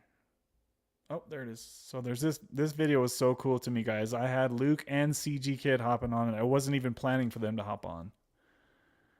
And you guys, if you don't know, The CG silent Kid, killer. he's like a Yeah. famous YouTuber. He has like 300,000 or 400,000 subscribers. So we had CG Kid and Luke on an unplanned gathering live stream. It was so cool. Look at us all smiling right there, having a good old time. Yeah, funny. and that's Yeah. the one I had the weakness for. That's the one that always got me, was the silent ones, the ones that like chip away at you slowly over the years. The big loud ones, I could see them coming. You know what I mean?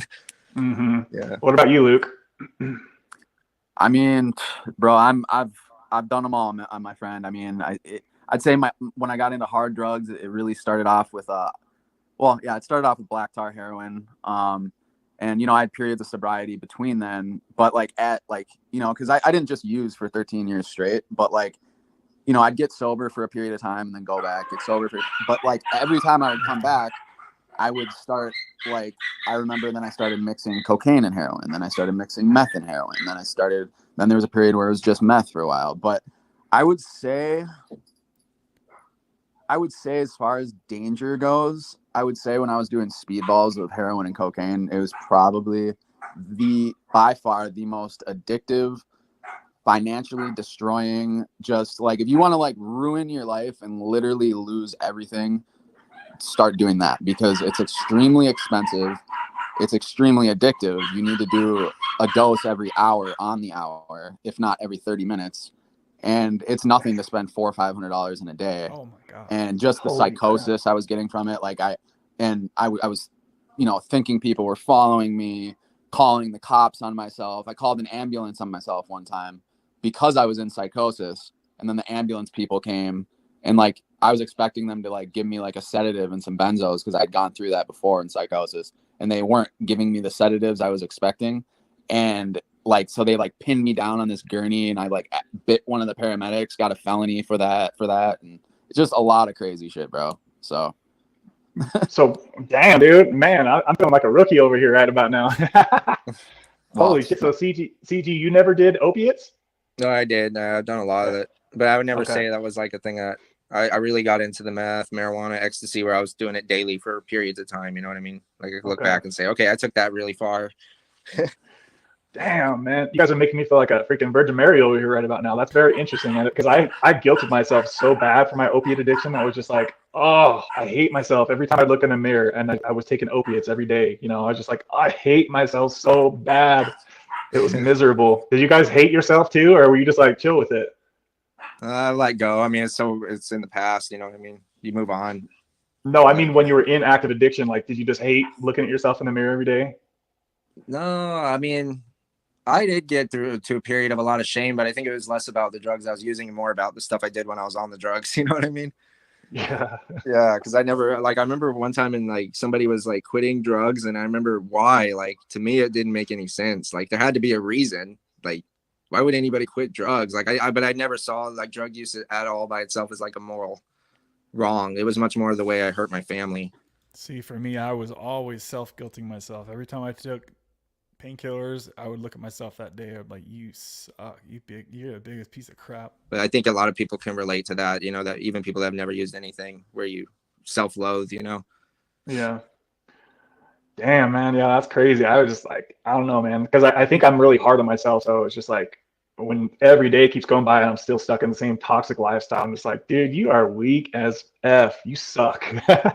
And so I just hated it. And then this is I get on Suboxone, right? And I start having, it seems and I don't know if you can relate to this, Luke, or not. I'm not sure, because you went from methadone to Suboxone. How are you feeling going from methadone to Suboxone? Does it feel pretty much the same, different? What would you say about that? Well, it's been a kind of a weird transition. I'd say I'm kind of still I'm still kind of in harm reduction phase. I'm at the end of my little harm reduction phase, because when I was on this summer, I was on methadone, and I was getting weekly take homes, which meant I only have to go to the clinic once a week. But they cut my take homes off, actually, because of a YouTube video, coincidentally, because I posted a short of my methadone bottles, and so they took my take homes. So then I had to drive from Buffalo, or wait, whoops, shouldn't have said that. But anyways, I had to drive from an hour. Actually, wait, I basically had to make a 3-hour round trip every day just to get my methadone. Oh, 3-hour round trip every day just to get his methadone, guys. Holy shit. And that's why I always say, if you have the option, if you have to pick between methadone and Suboxone, in my personal opinion, remember, I'm not a doctor, I don't give medical advice. In my personal opinion, Suboxone is a much better alternative than methadone for many reasons, not just for this 3-hour every day to go get your methadone, but for many reasons. And then equally, to go from Suboxone to Sublocade is that much better. Sublocade is a much better. If you can choose between the three, Sublocade is by far the winner, in my opinion. And so I was like, you know what? Screw this. Like, I'm just going to do a rapid taper. So I was on 90 milligrams and I started tapering, you know, like 2 milligrams a day or something like that at first. And then, you know, I'd pause, go down a little bit. But once I got down to like 50, 60 milligrams of methadone, the withdrawals started getting really bad. And, you know, I was drinking often, if not every day. I was prescribed to Klonopin, a benzodiazepine. And so when I was getting off the methadone, I kind of justified in my own head. I'm like, okay, well, these withdrawals really suck. So I'm just doing this to get through the withdrawals. And so I switched I get down to 25 milligrams of methadone. I stop for like 110 hours and I kind of supplemented using some kratom to bridge, you know, do that bridge or whatever. So the first day I took 4 milligrams and like, I kind of felt like, you know, half in withdrawal, half not. Then the second day I took 8 in the morning and I still felt kind of just crappy. And then I took 8 at night, boom, precipitated withdrawals. And this was like 8 days later.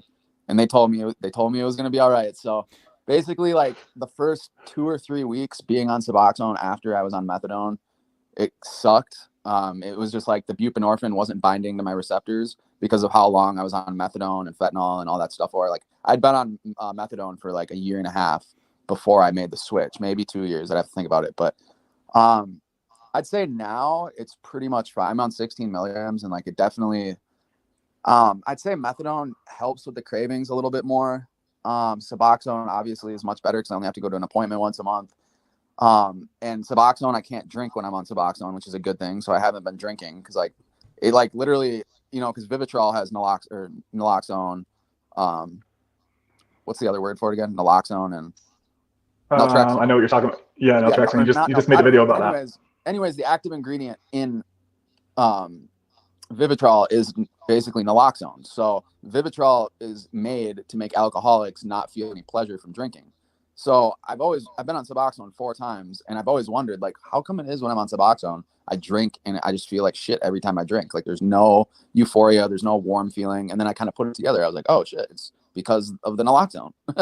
So, yeah, that's pretty much been my little Suboxone journey for now. But so you gained quite a bit of freedom in your recovery. It sounds like since getting off of methadone, getting onto Suboxone, you have a lot more time out of your day. You don't have to go drive and, you know, dilly dally with it every day. Yep. Oh yeah, definitely. What about as far as like how you're feeling emotionally? Do you feel better, worse? Do you feel zombie-like? Do you feel any euphoria from Suboxone? I mean, like I still get the little like jump start in the morning. Like I've tried, you know, tried spacing on my doses, and for me, the reason I don't space, I take my 16 milligrams at like 10 in the morning, or sometimes like 11 or noon, depends when. But my reason for that is because it makes me extremely constipated. Suboxone does, not so much anymore because I've been on these maintenance drugs for years now.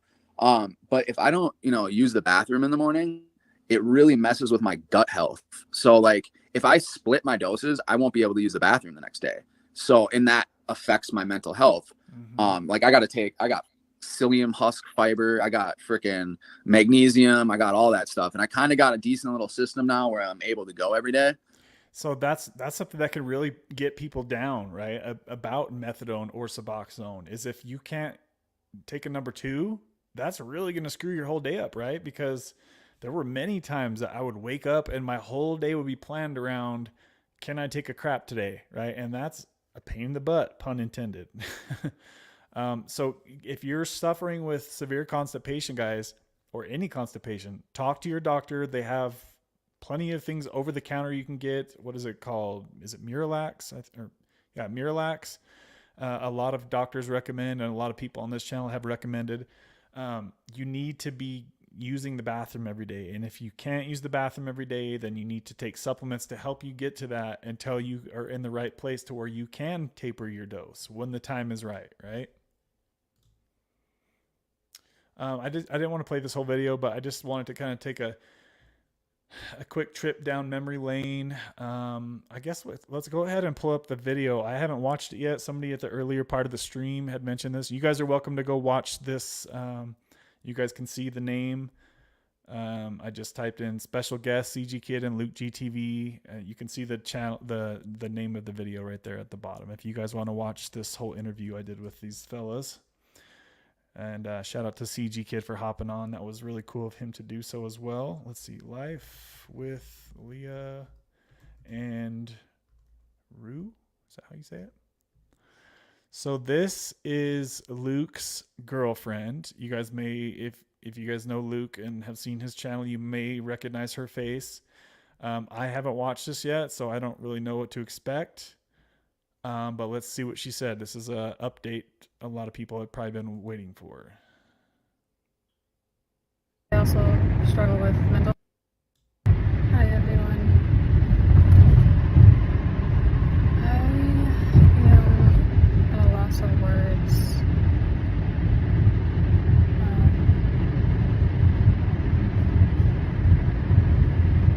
I'm not doing so well. I'm not taking this the best, and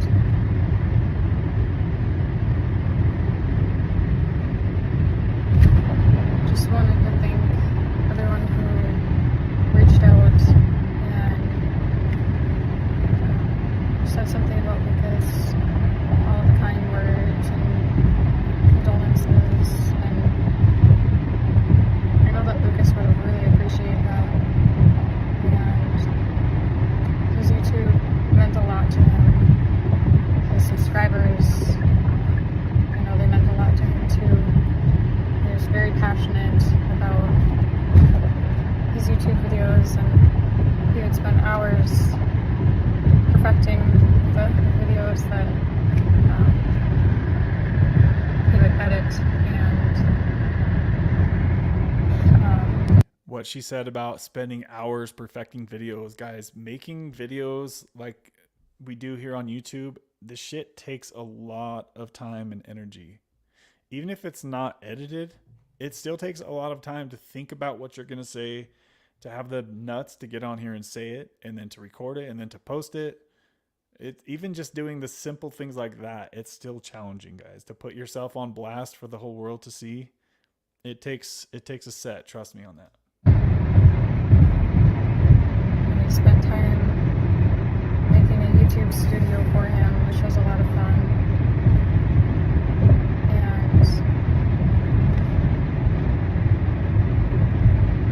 And I think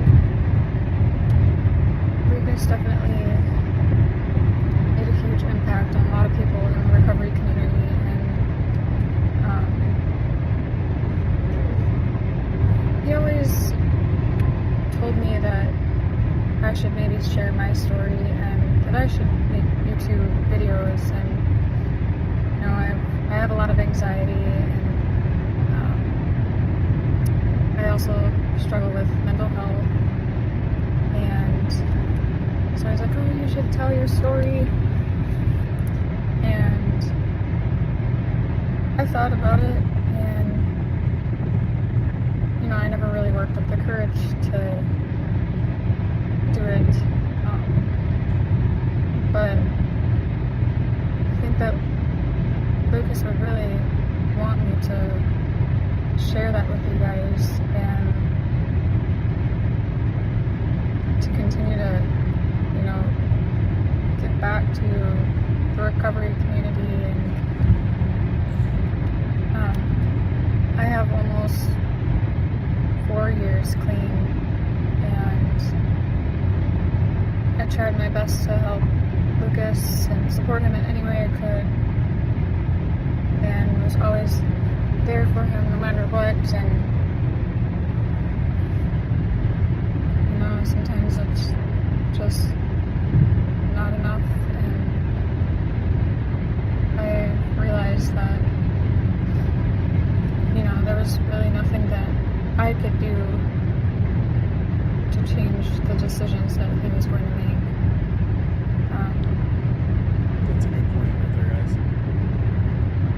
Yeah, if your family member or a loved one is struggling with addiction, you can be there to support them. You can do what you can do, but you can't control their brain, right? You want to, but you can't. And that kind of how she's talking, you know, she did her best to help him with his addiction as she could, but at the end of the day, it's on the person, right? There's not anything you can do to help that person's brain. They have to want to do it on their own. They have to be able to make their own decisions. You know, you can't be there to watch their every move. It reminds me of my brother and I's relationship, which I actually reached out to him. Side note, off topic. I recently reached out to my brother, and we are going to go to lunch sometime soon. I haven't talked to him for 3 years. So that's totally off topic. Sorry for even saying that, but let's continue here. I'm still in disbelief. I still think he's coming home. He lived in a sober house that was just a couple blocks from my apartment, and every night before his curfew, I'd say goodbye, and I'd watch him walk away from my apartment, and he'd call me right when you get home, and usually he wouldn't call. I'd have to call him because he just wasn't good about calling me as much as I called him. So I'd call him every night, and we'd spend at least another half hour to an hour on the phone. And he didn't like talking on the phone that much. He was always hesitant to answer the phone because he knew that I would make him stay on the phone with me for a long time, because it helped me fall asleep at night. I remember him talking. And yeah, I feel like a part of me is gone. He was my best friend, and we spent every single day together, even if it was just for a half hour before he went to work, or spending time on the weekends that we had off, and finding something to do together. Towards the end, we kind of just sat at home and watched movies, which is what I'd prefer to do over going out. And we enjoyed that. We enjoyed just having each other's company and being there to support each other. And he was there for me through my struggles, and I was there for him as much as I could be. And I miss him, and I will every single day, and I love him, and I want to be able to contribute the way that he did to so many people on YouTube and those that are in recovery, because I feel like that's what he would want me to do, even though he knows that I hate being on camera, I hate talking, I'm not a very good talker. But I think that this is something that he would want me to do, and I'd like to, make some videos in remembrance of Lucas, and kind of just share some of the memories that we shared together. And yeah, I think that this will help me in a way too, by just having extra support from people who knew Lucas and supported his channel from day one, or people who just started watching. And just want to thank everyone that supported him in his journey, and just know that all of you have helped him in many different ways too. Lucas's memorial service or celebration of life is going to be this weekend. Me and his mom talked about doing a live stream during the celebration of life. So yes, please do that live stream, please. And that's the first I've heard about like a date for like a service or anything like that. So like, I guess there's like that little voice in the back of my head that kept thinking maybe there's some way that this isn't all true, but hearing the way she's talking and seeing her, obviously this is 100%. There's no more question about, like, he's actually really fully, for sure, 100% gone and he's not coming back. I can kind of keep people updated with that information.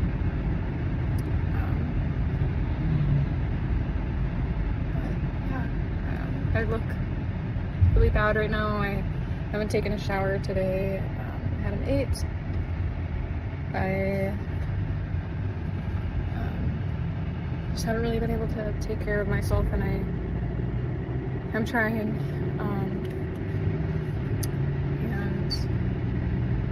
yeah, I'd like to start doing something positive and just try to, live and just feel normal.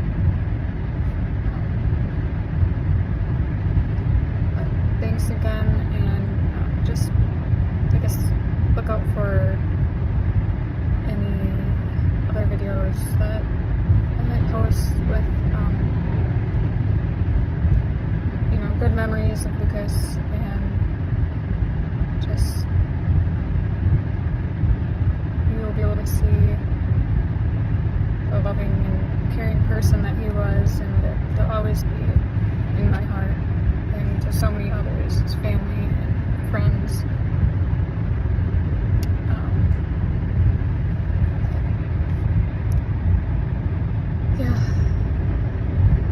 Thank you for watching. That's really freaking sad. Yeah, I hope that they do the live stream.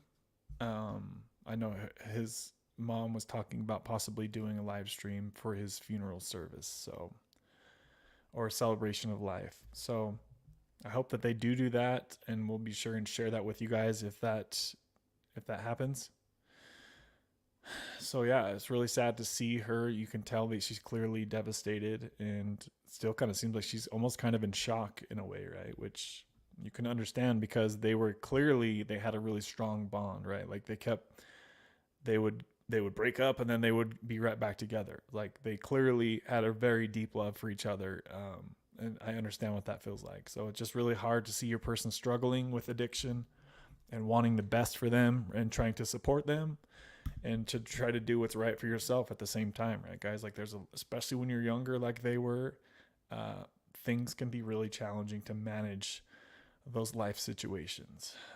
Just off topic, what's up, Mama Cindy? Good to see you in here. She just sent a $3 super sticker. So let's fire up the sponsor bomb for Mama Cindy. It's good to see you in here, Mama Cindy, as always. Mama Cindy dropping the sponsor bomb with a super chat. Thank you, Mama Cindy. She has been watching this show for many years, so shout out to you, Cindy. I appreciate you always sharing this content with other people as well. So what do you guys think? How are you guys feeling? You guys have any comments? And sorry, my apologies for skipping over like the last hour of comments. I just wanted to kind of play some things that were on YouTube. There's one more thing I want to play real quick. She made a short, and this might make you guys kind of sad. So just, the song is kind of sad, and just a heads up on that. And I'll get to your guys' comments in just a minute. Love is mine, all mine. Love, mine. Nothing in the world belongs to me but my love, mine, all mine, all mine.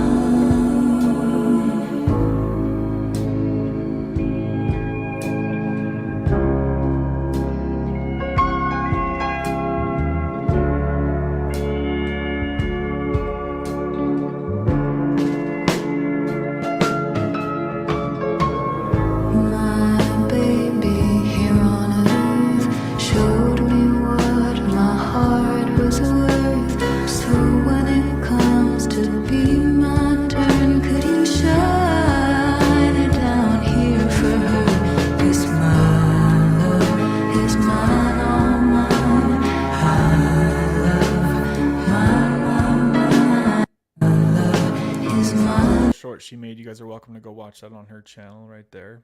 Or you can just watch that again on this replay if you want. But I'm sure that wasn't an easy short for her to put together. So shout out to her if she ends up ever seeing this.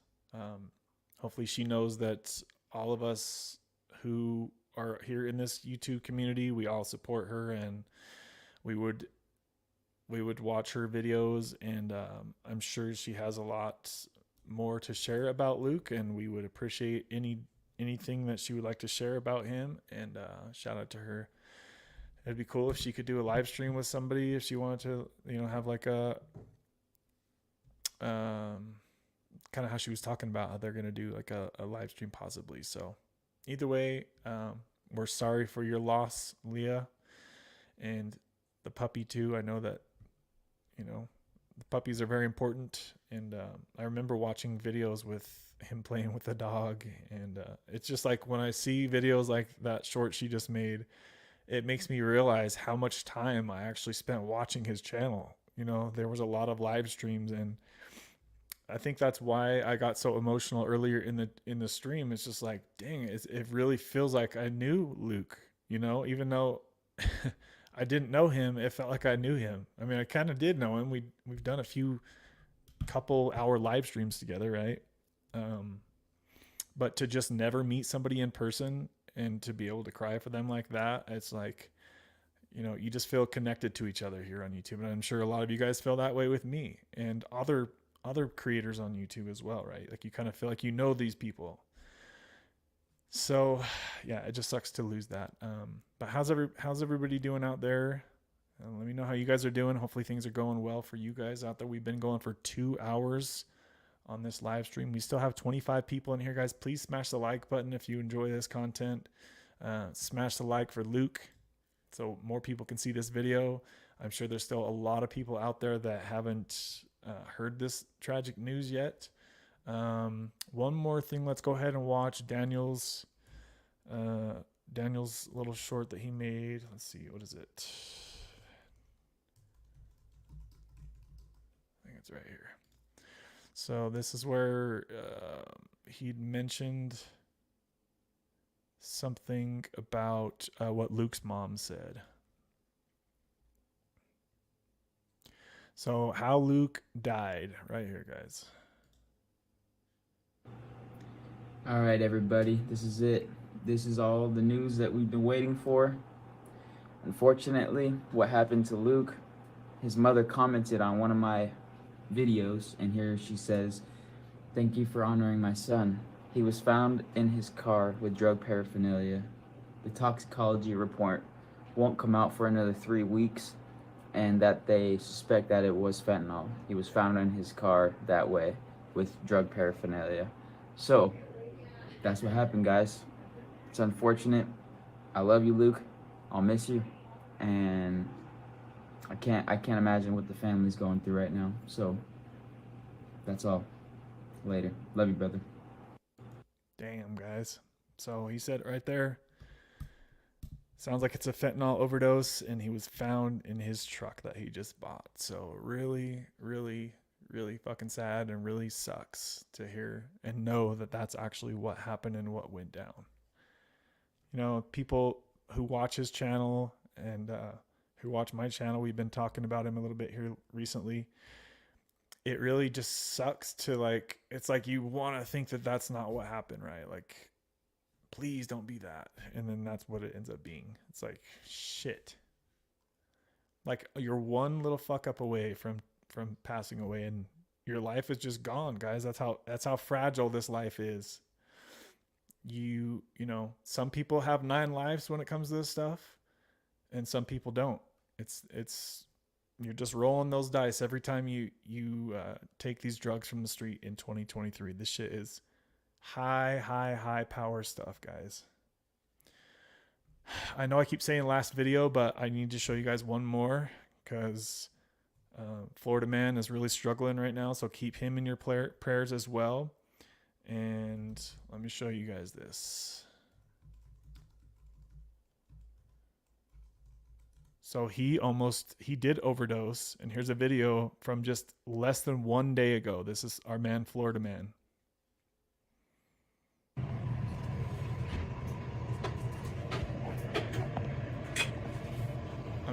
out of it, guys. Yes.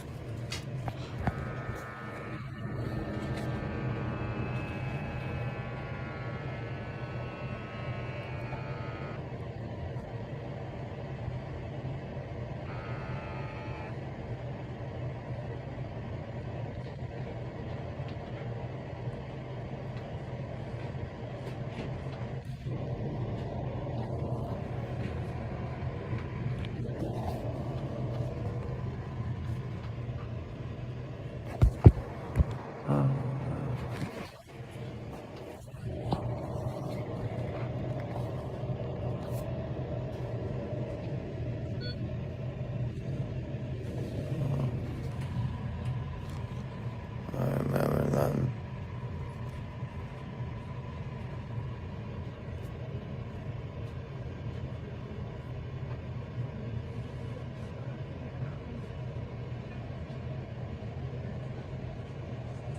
So he was Narcan back to life, guys.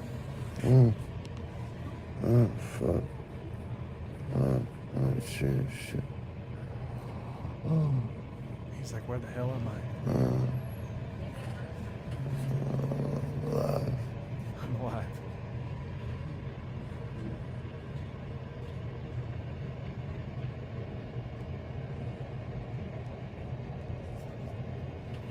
Still alive. Still alive. Still here. Still through. Huh. That's how strong fentanyl is, guys. Still through.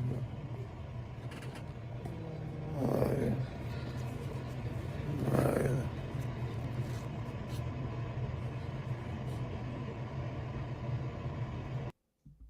That's how strong fentanyl is, and that's after he's been revived, right?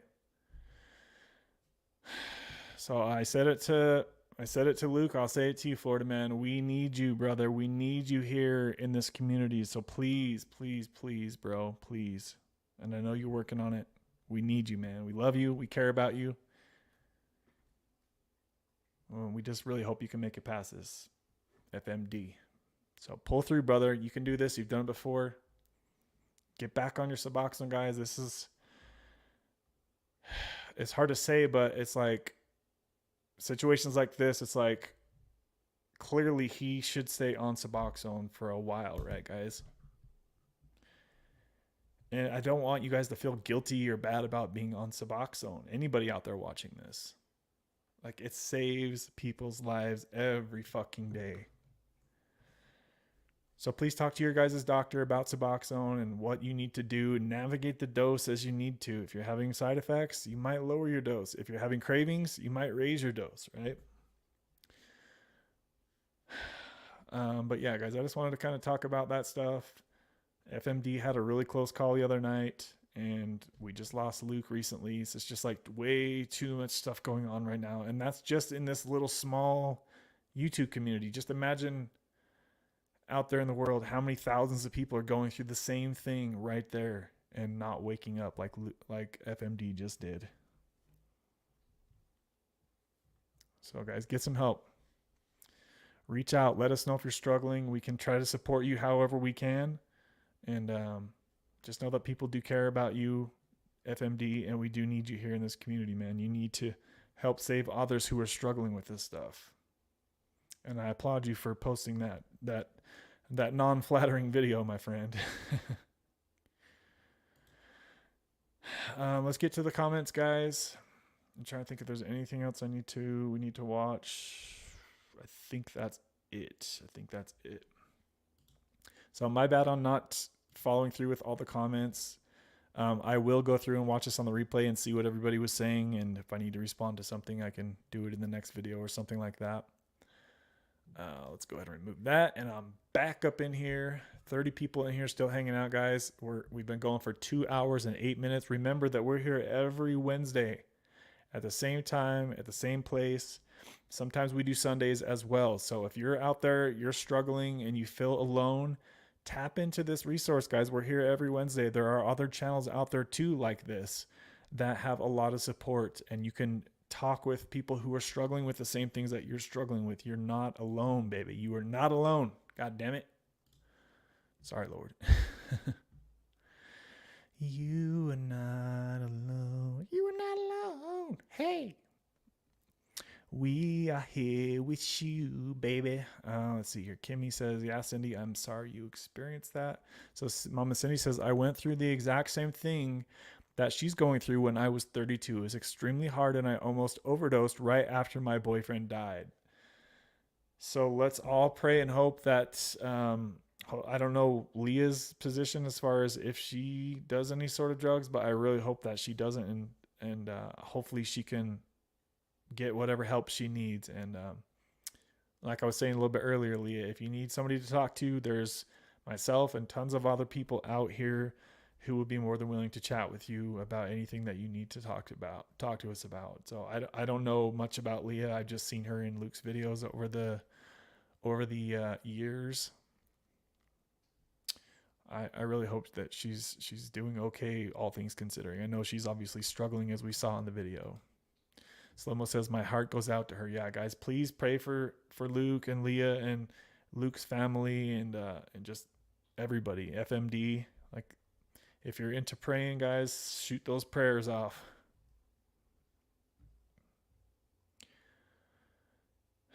Kingdom says, wow, right? Let's see here. Life is but a vapor. Yeah, guys, this shit's fragile. Any one of us could be gone tomorrow. I mean, we've seen how many people we've lost just here on the YouTube community, right? Ryan Donnelly, Rockin' Roberta, now Luke, Ryan Leone. Like, it's just like, damn. It really sucks.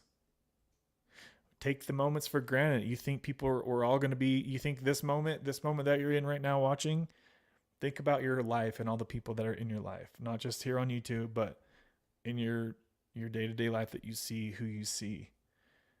They could be gone tomorrow, guys. So make sure that if you have anybody that you have unresolved conflict with, and this is why I'm always against drama and people like talking crap to each other. It's like, no drama, guys. We need as much peace as we can in this damn world. Life is too fucking hard as it is. We don't need to make any drama for anybody else. If you don't have nothing nice to say about somebody else, then just don't say it. It's okay. But life is hard, guys. I don't know about you or how life is for you, but for me, life is fucking tough. And I just got notification today. My rent's going up $200 a month. What? For what? No, it's a fucking scam. $200 a month for rent? More? I'm sure it's just going to keep going up. It's really ridiculous. Like this life, like I have to think how, when I was in my earlier 20s, I had this beautiful brand new house and all these Corvettes in the garage. Like just thinking, like I just floundered that stuff away with drugs. Like so stupid. I never realized what I had. I had so much to be thankful for and it still wasn't enough. I needed to go spike my dopamine higher with drugs. Like so stupid thinking back. I was like, dude, you had it made. You had it freaking made. I'm just kind of bouncing around the older comments here, guys. Let me refresh this. We'll probably try to wrap things up in the next half an hour or so. Just a heads up to you folks. If you're in there, if you had a comment or a question and you posted it earlier and I didn't respond to it, please post that now and I'll make sure that I go ahead and respond to you guys. Brandon's recovery. What's up, buddy? How you doing, man? Yeah, I mean, Brandon relapsed this, what was it, summer as well. Like there was a period of time where a lot of people were really struggling as well. So hopefully you're doing good, Brandon. Hopefully you're doing good, buddy. He says, I love you guys. Mama Cindy says that one time is not worth the extreme risk. And that is a great ass comment right there. Cindy says, please smash the like button for Kevin and in memory of Luke. Yes, guys, please bang that like button. We've got 35 likes on this video. I know we can get that baby to 50. I know we can do it. Still have 27 people in here hanging out, chilling. If you're in here ghost listening and you want to speak up and say something, guys, please do it. Please do it. Don't be shy.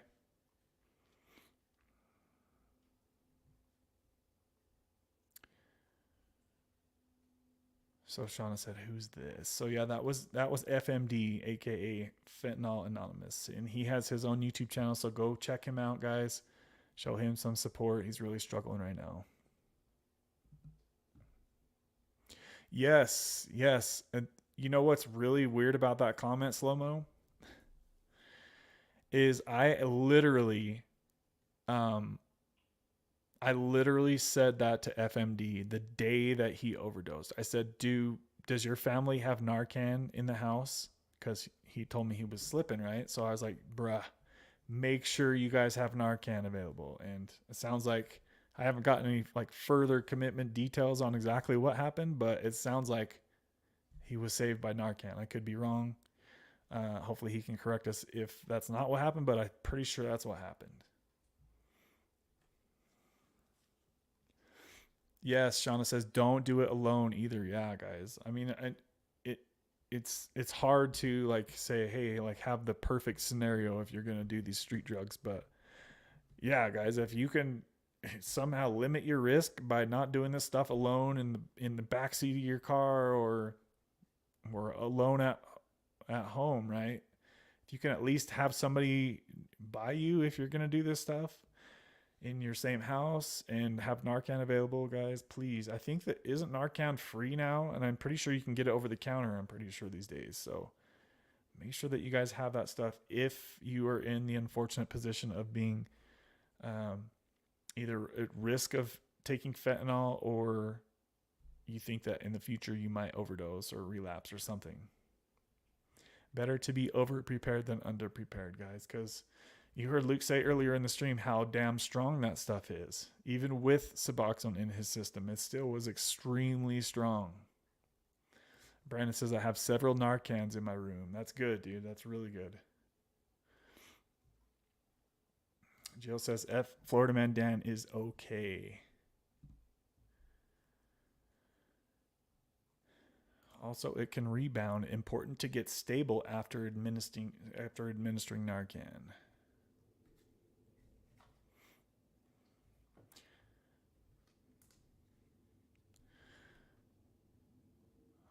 Let's see here. Let's see. I've seen people bounce right up after Narcan. As soon as it wears off, they're down again. Damn. Yeah, some people were saying that today's drugs are so strong that even several Narcans aren't working. That's really scary, guys.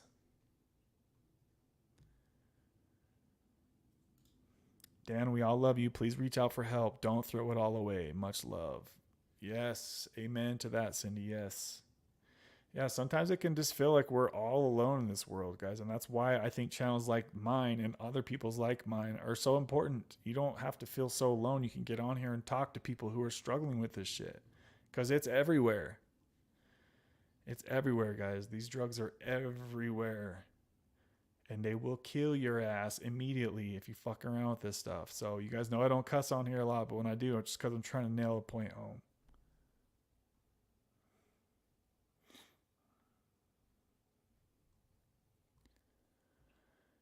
Kimmy says that was a lot.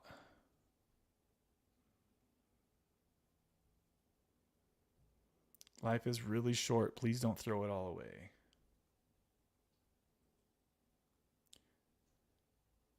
Love y'all. God bless and stay safe. Thank you, Kingdom Within. Hopefully you're doing well with everything, my friend. Thanks for the super chats today as well, brother. I appreciate the love.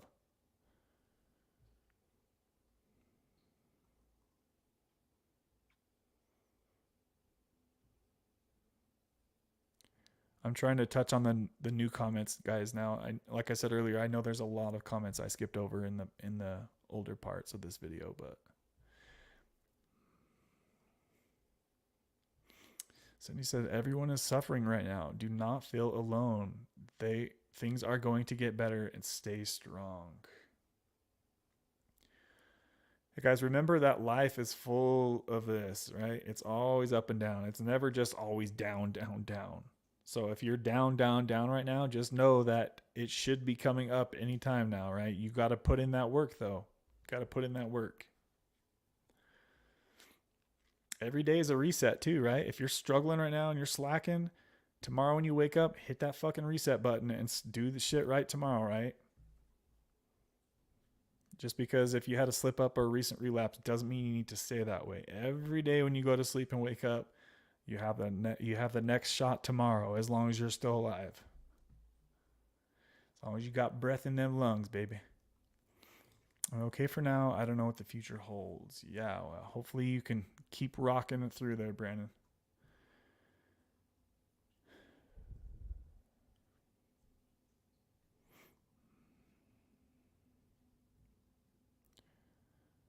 Skipping through some comments here, guys. I'm trying to get caught up with y'all in the front live part. Tara says, I love you all. Thank you for honoring Luke's memory, Kevin. Rest in peace, Luke. So many prayers for Leah, Luke's family, and friends. Thank you, Tara. Thank you. And like I said earlier, I hope you're doing okay too. Tara's super sweet.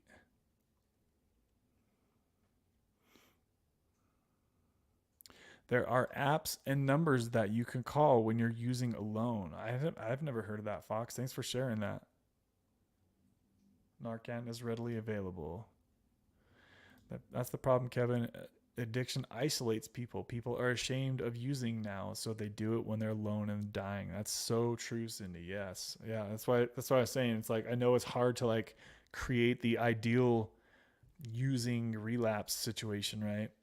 But if at all possible, tell somebody to keep an eye on you guys, because people are just falling right out.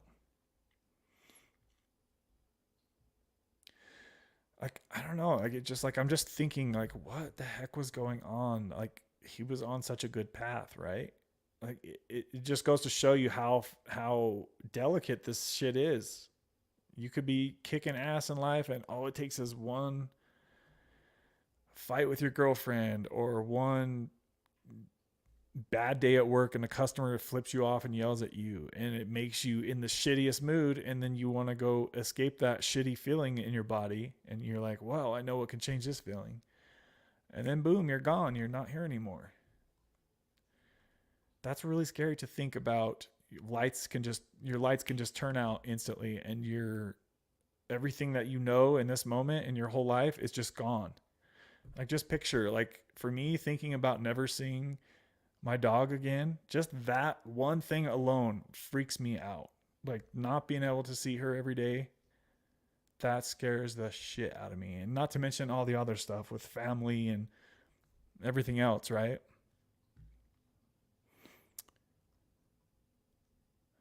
And the not knowing exactly what's going to happen afterwards, that's really scary too.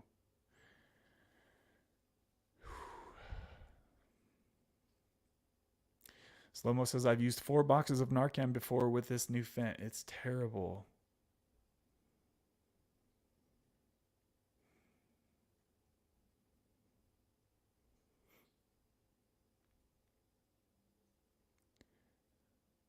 People are afraid of cops and ambulances, unfortunately.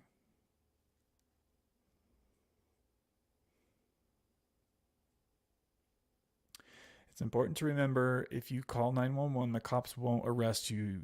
You just get the help you need. That's a good point. Yep. That's true. Yeah, if anybody has those numbers, post them up and I'll read them off on here. I don't know why the chats, I can't get them to like work how they usually do for some reason. It's like one of them keeps freezing. I don't know what the heck's going on here. Come on now. Maybe it's the fact that I spilled a whole bottle of water on this whole desk earlier in the stream when I started bawling like a little baby. Sorry if you guys had to witness that earlier in the stream. I was extremely emotional, which is not normal for me. So I'm sorry if y'all had to see that. Kimmy says, I love you, Kevin. You did a beautiful job tonight honoring Luke and giving people a safe place to grieve together. Thank you, Kimmy. I appreciate you, girl.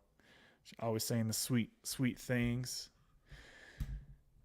Yeah, I'm glad that I decided to talk about Luke tonight, because I've been wanting to make a video, but I wanted to make sure I knew for sure that this actually did happen. And when I saw that somebody that Daniel made that video about what his mom said, and then seeing that Leah made another video talking about it, it's like, all right, dude, it's actually really did happen. So unfortunately, so I figured let's just talk about it tonight.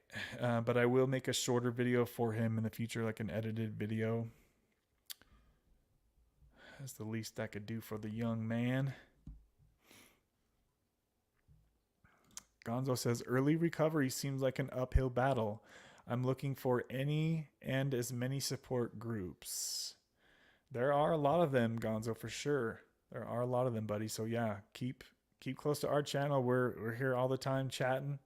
I see that it says you're a veteran, so obviously you had to have found Daniel's channel, right? He has a lot of good recovery videos. Veterans with Anxiety is his channel's name if you haven't seen it yet. Hopefully him and I can link up sometime soon and make a video or two together. That would be great. Let's see here. Natalie says, thank you so much, Kevin and everyone. And a big thank you to Leah. We are here to support her. Fly high, Lukey. Yes. Yes, yes. Thank you, Natalie. I appreciate that comment. I think all of us need to find contact numbers to call in case of emergency, Cindy said. Slomo says, Kev, I really appreciate you being vulnerable. It is good to be authentic. It gives a safe place for people to share their feelings. I appreciate that, Slomo. Thanks, brother. Sorry you had to see that I think you were here earlier.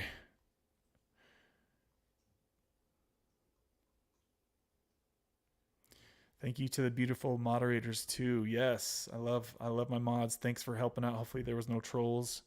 There haven't been a whole lot of trolls lately, but I know that my mods will get up on that if there are. We're here for you, Gonzo. Yeah, we're here every Wednesday, my friend, chatting about the same stuff every single Wednesday. And you're welcome to, if you're bored and you haven't seen any other videos, I've got 70, 80 other Wednesday live stream videos that are posted on the channel. You can just go click on my channel name and click on the live streams, and you'll see a huge list of other videos just like this. Sometimes we go for 3-4 hours. Somehow, I don't know how we always go so long, but sometimes I always try to set it for like, all right, let's shoot for 2 hours. And then it's like, boom, there goes 3 hours. Please be kind to each other. Life is short and you never know what someone else is going through. I love y'all so hard. Yes, guys, that's a very, very important comment that I want everybody who's watching this to think about. If you have some drama in your life with someone, squash that shit. What the fuck are you dragging this shit on so long for, right? Iron out your differences. If you need to cut somebody out of your life because they just won't stop bringing the drama, then cut them out, right? But if you can squash the difference with somebody and move forward, life will be so much better if you can be at peace. Thanks for that comment, Kimmy.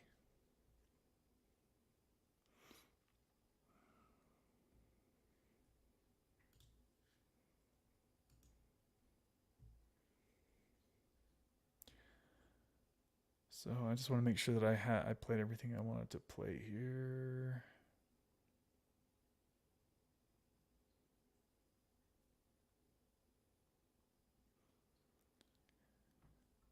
It looks like I did. I'm just kind of scrolling up through the little bit older comments here, guys. Sorry for bouncing around with the comments. My back is killing me. Speaking of my back, I got to go do a workout tonight. If you guys haven't tapped into working out and physical fitness and you feel like something is missing in your life, other than obviously, you know, the good Lord above, if that's not your thing, I can appreciate that. But physical fitness, guys, has been one of the best things that I have ever gotten into. Learning how to work out, learning how to eat healthy food and prepare healthy food. If you're struggling with feeling like crap all the time, consider looking into working out and learning how to eat and drink healthy. It can make a huge difference in how you're feeling every day, guys. Still have 21 people in here hanging out. That is incredible. We only have 36 likes on the video, guys. If you can smash that like button real quick and get that puppy over 40, I know we can do it, and I'd really appreciate you guys. And you would be my baby. We're at 36 likes. Thank you, guys. Let's see. Yes, there we go. We had 2 more. Smash it. We got 37 likes. Few more people, guys. Few more. Let's see, Cindy. Let's see. We absolutely knew him. He put himself out there so bravely. Yes, that he ensured we knew him. God bless him.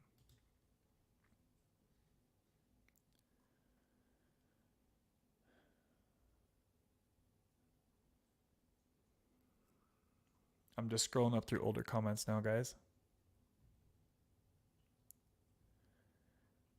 Just trying to see if there's anything that I really needed to respond to. Timothy says, when I got word that my wife overdosed, I was devastated. Yes, absolutely. That would definitely do it. Slomo says she definitely needs support. I just want to hug her. Yeah, it was hard to watch that video for sure. You can really feel her pain through that video. Definitely praying for Leah's strength. Absolutely.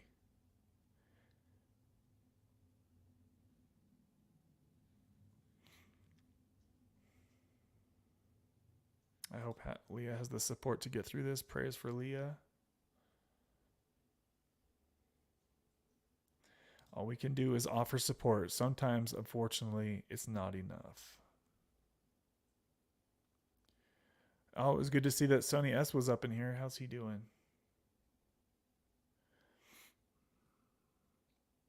Sorry, I missed you, Sonny. It looks like he took off already. Love to you, Kev. Thanks, Sonny. I appreciate that. And Sonny, if you see this on the replay crew, I saw your video that about your new car. That was pretty awesome to see, man. Good to see things are going well for you, brother.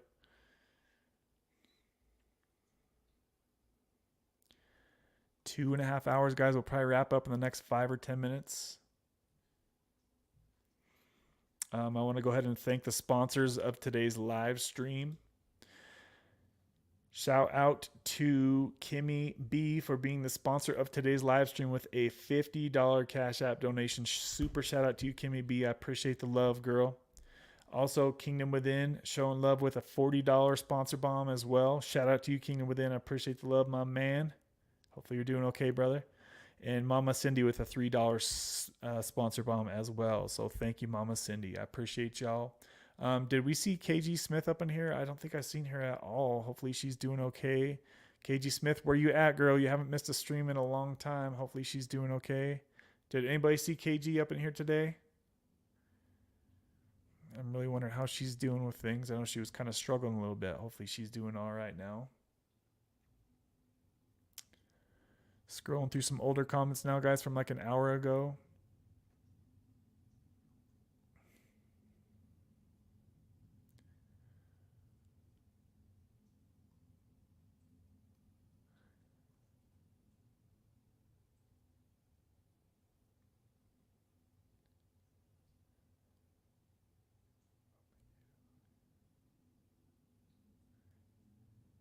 Natalie, he appreciated you, and I hope I gave him all the encouragement I could. God bless you, Natalie. Yeah, Jessica, I know you were a big part of Luke's channel for sure.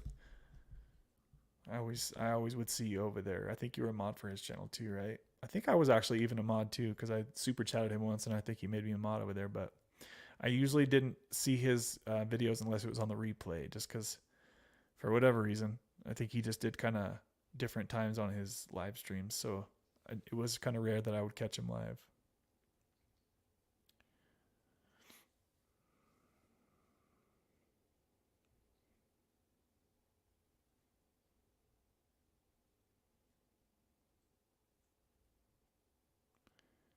So Gonzo earlier said, dude, my addiction really started from a dependent of prescription opioids. I'm a combat vet, and the VA had me on 3 different kinds at once. Damn. It's really boredom is my trigger. I loved getting that. And I just spiraled from there when I started spending $1,000 a week on Fent. Oh my gosh, that's a lot to be spending on Fent, my friend.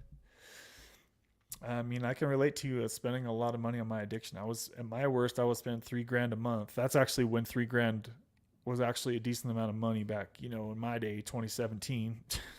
These days, that's just chump change pretty much. Gosh. Yeah, you can get a gallon of gas for $1,000 today.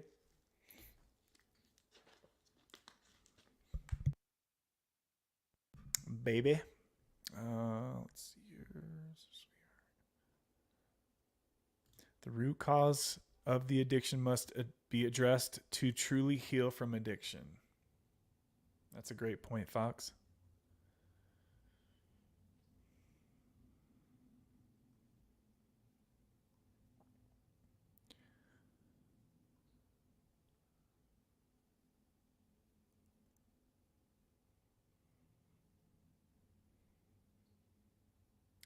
That's a good point. Sonny says, Gonzo, if you just recently got on, it's going to take time. Subs aren't foolproof, and sadly, there's still work to be done on your end, redirecting those cravings. That's a really good point. Yeah, if you're still having cravings and you're on Suboxone, guys, you really need to dive into the why. Backtrack the question, why am I having this feeling? Why do I feel like getting a drug is going to somehow bypass whatever the feeling I'm going through or fix whatever situation I'm in, right? How is getting a drug in your body going to change your reality? It's not. It's fake. It's a lie, right?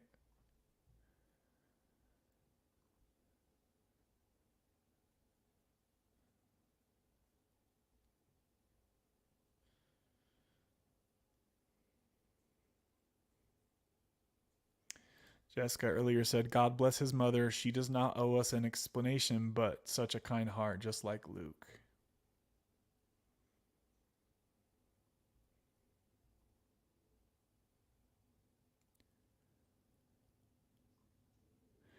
Kimmy earlier said, you guys, I want to mention now how important you all are to me. I love you guys, and I especially love how we all support each other even when we don't agree.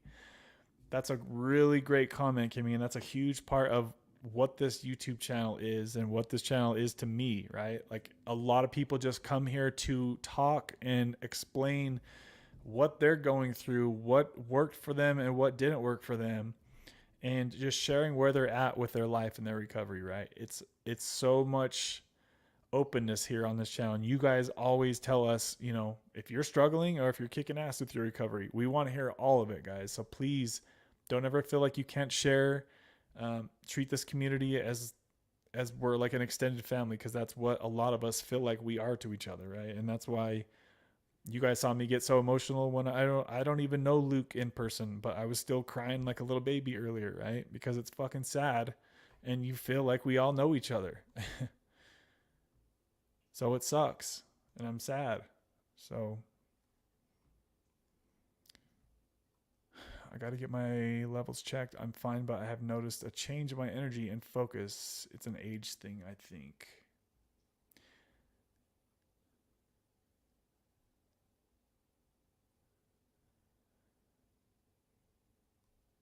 So these comments I'm reading now are from over like an hour ago. What's up, Cameron? Good to see you, buddy. Sorry I didn't see you on the live. AB says, oh my God, I just read that Luke passed away. What happened? R.I.P. Hopefully by now you know, AB. Hopefully by now. Sorry that you're just finding this information now.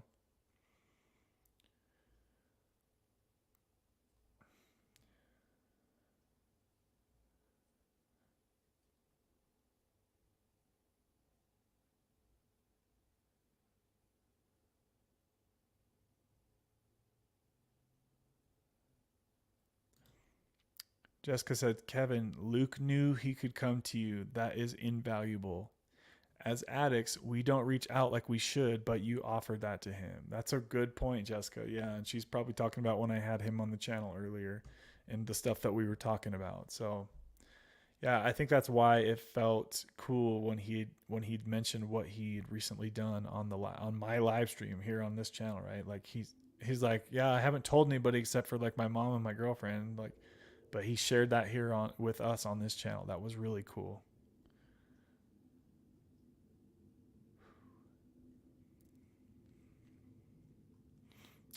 So Kingdom said, I'm going to finish up Kev's live stream and then start mine. So guys, if you didn't know, Kingdom Within has his own YouTube channel as well. A lot of it is based around Christ and religion. So if you found your way to this channel and you feel like you're missing that connection with Lord or Spirit or whatever you want to refer to it as, go check out Kingdom Within's channel.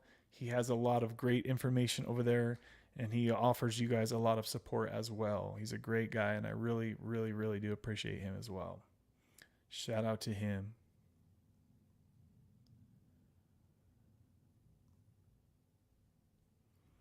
Also, you can see him and myself on Kimmy's channel as well quite often. You can find Kimmy's channel by searching Kimmy's Playhouse, as you see right on the screen right now. So she does live streams every Tuesday and Wednesday. And I know Kingdom Within also does live streams as well, guys. So if you're feeling like you're all alone in this world and you need that connection and you enjoy sitting here chatting with us, talking about the stuff that we talk about, feel free to check out these other resources that I'm telling you guys about, because you'll probably see me on their channel as well if you like hanging out with me.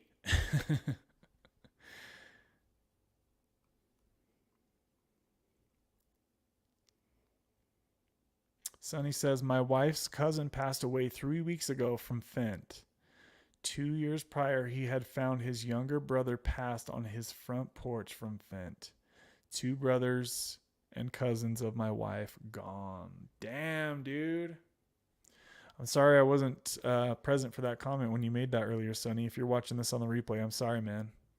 It's killing a lot of people right now, guys.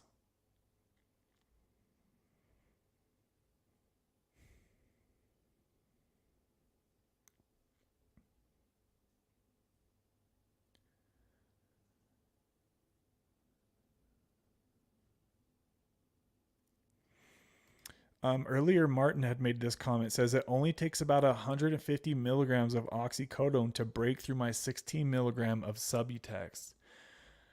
To that comment, I would say likely that you're not on real oxycodone, because when I was on just 1 milligram of Suboxone and I took 150 milligrams of real oxycodone, I couldn't feel anything back in the day, right? But these days, they're saying that 90% of those blue Roxy 30s or Oxy 30s, 90% of those are fake, guys. So if you're taking that dose and you're on 16 milligrams of Subutex and it's busting through, you're likely taking fentanyl. Please be careful.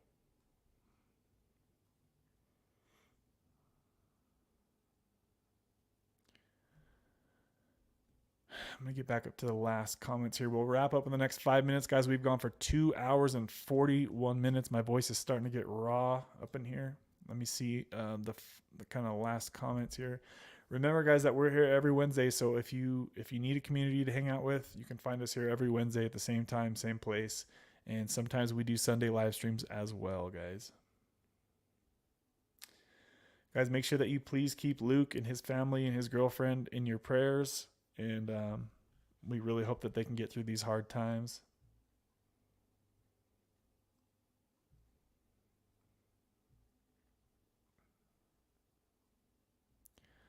I don't know where the heck I'm at with these comments.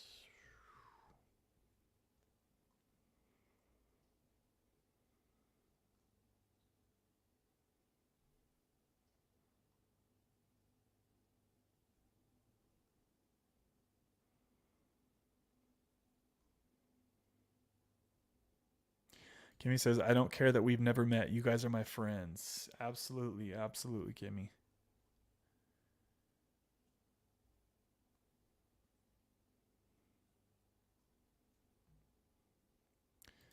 Gonzo says, holy shit, your statement just cut deep. I'm going to use that.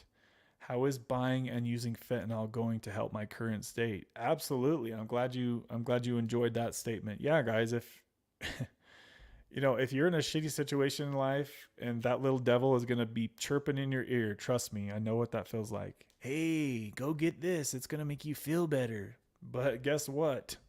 That's a temporary fake ass feeling that you're getting from that drug. And you know as good as I do, if you're lucky enough to make it through taking fentanyl, if you're lucky enough to not die of an overdose, then that problem that you had before taking that drug is still going to be chilling right there on the other side of it, except for now you have less money because you spent money on drugs, and now you're even further behind because you just wasted a bunch of time chilling on the couch or whatever you do when you take drugs, right? Like you're just burying yourself in a bigger hole. And even though your brain wants to try to trick you, the little devil on your shoulder wants to try to trick you into thinking, hey, all you got to do is get some drugs and you'll be all good. That's a fucking lie right there. So if you guys have that little devil chirping in your ear, flick him off your shoulder. It's a trap.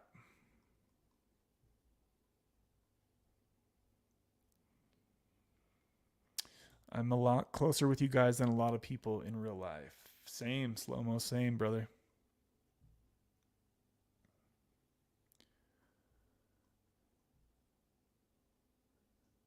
Yes, Kingdom Within has an amazing channel. Yes, he does. I agree with you for sure. Brandon said the same thing. I'm closer to you guys than most people in my real world. Yeah, and that says, I mean, look how many people said similar things to what Brandon just said, right? Like this is a close, tight-knit community here. This we're talking about this deep shit here on YouTube, right? A lot of people, they can't talk to people in their real life because they're ashamed or afraid of judgment, right? So you can come here to this channel and channels like this and you can talk about this shit and not feel judged. You're going to be okay. Just let it all out if you're struggling, right? Let us know. Get that shit off your chest. Truly identifying with others is powerful and spiritual. Yes, it is, Tim. Thanks for the comment, buddy. Peachy, what's up? Peachy says, I had to go to a funeral last Tuesday to my friend that overdosed. It's so weird because she didn't do that stuff. Wow. You know, they're saying, a lot of people are saying that fentanyl is now in weed. It's in cocaine. It's in all this stuff. They're just mixing this stuff. There was something on the Joe Rogan podcast recently that said something about like the cartel members were telling people who were making the drugs that if you don't stop, they're going to take you out, basically, kind of thing, because it's like messing up the whole drug trade, basically, because the fentanyl is just killing everybody, right? So they're telling basically it was something like that. It's on the Joe Rogan podcast. You guys can go check it out. But like even the like the gangster people, I don't know how to say that right, sorry, they're like, yo, quit doing this, like it's messing up the business, basically, type of thing.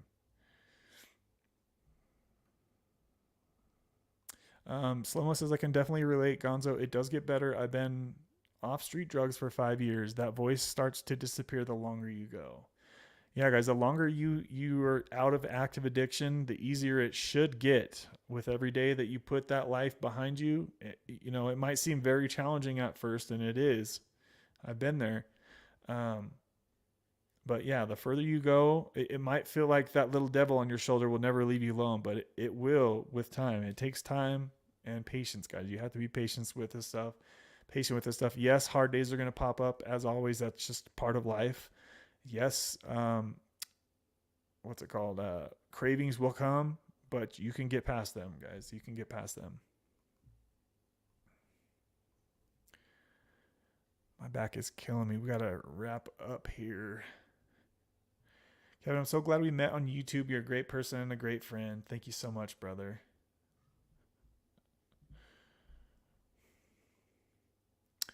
Go ahead and do that. Bye, Felicia. Let's see. This ain't the place. Be respectful. Yeah. Wow, it's so serious out in the streets. YouTube streets. Okay, guys, we're going to wrap it up here. I love y'all. Make sure y'all say your prayers and make peace with anybody you have drama with. And hopefully we'll see you guys on the next live stream. I appreciate the sponsors of today's live stream. And let's wrap it up with the chill song. All right. Love y'all. See y'all soon.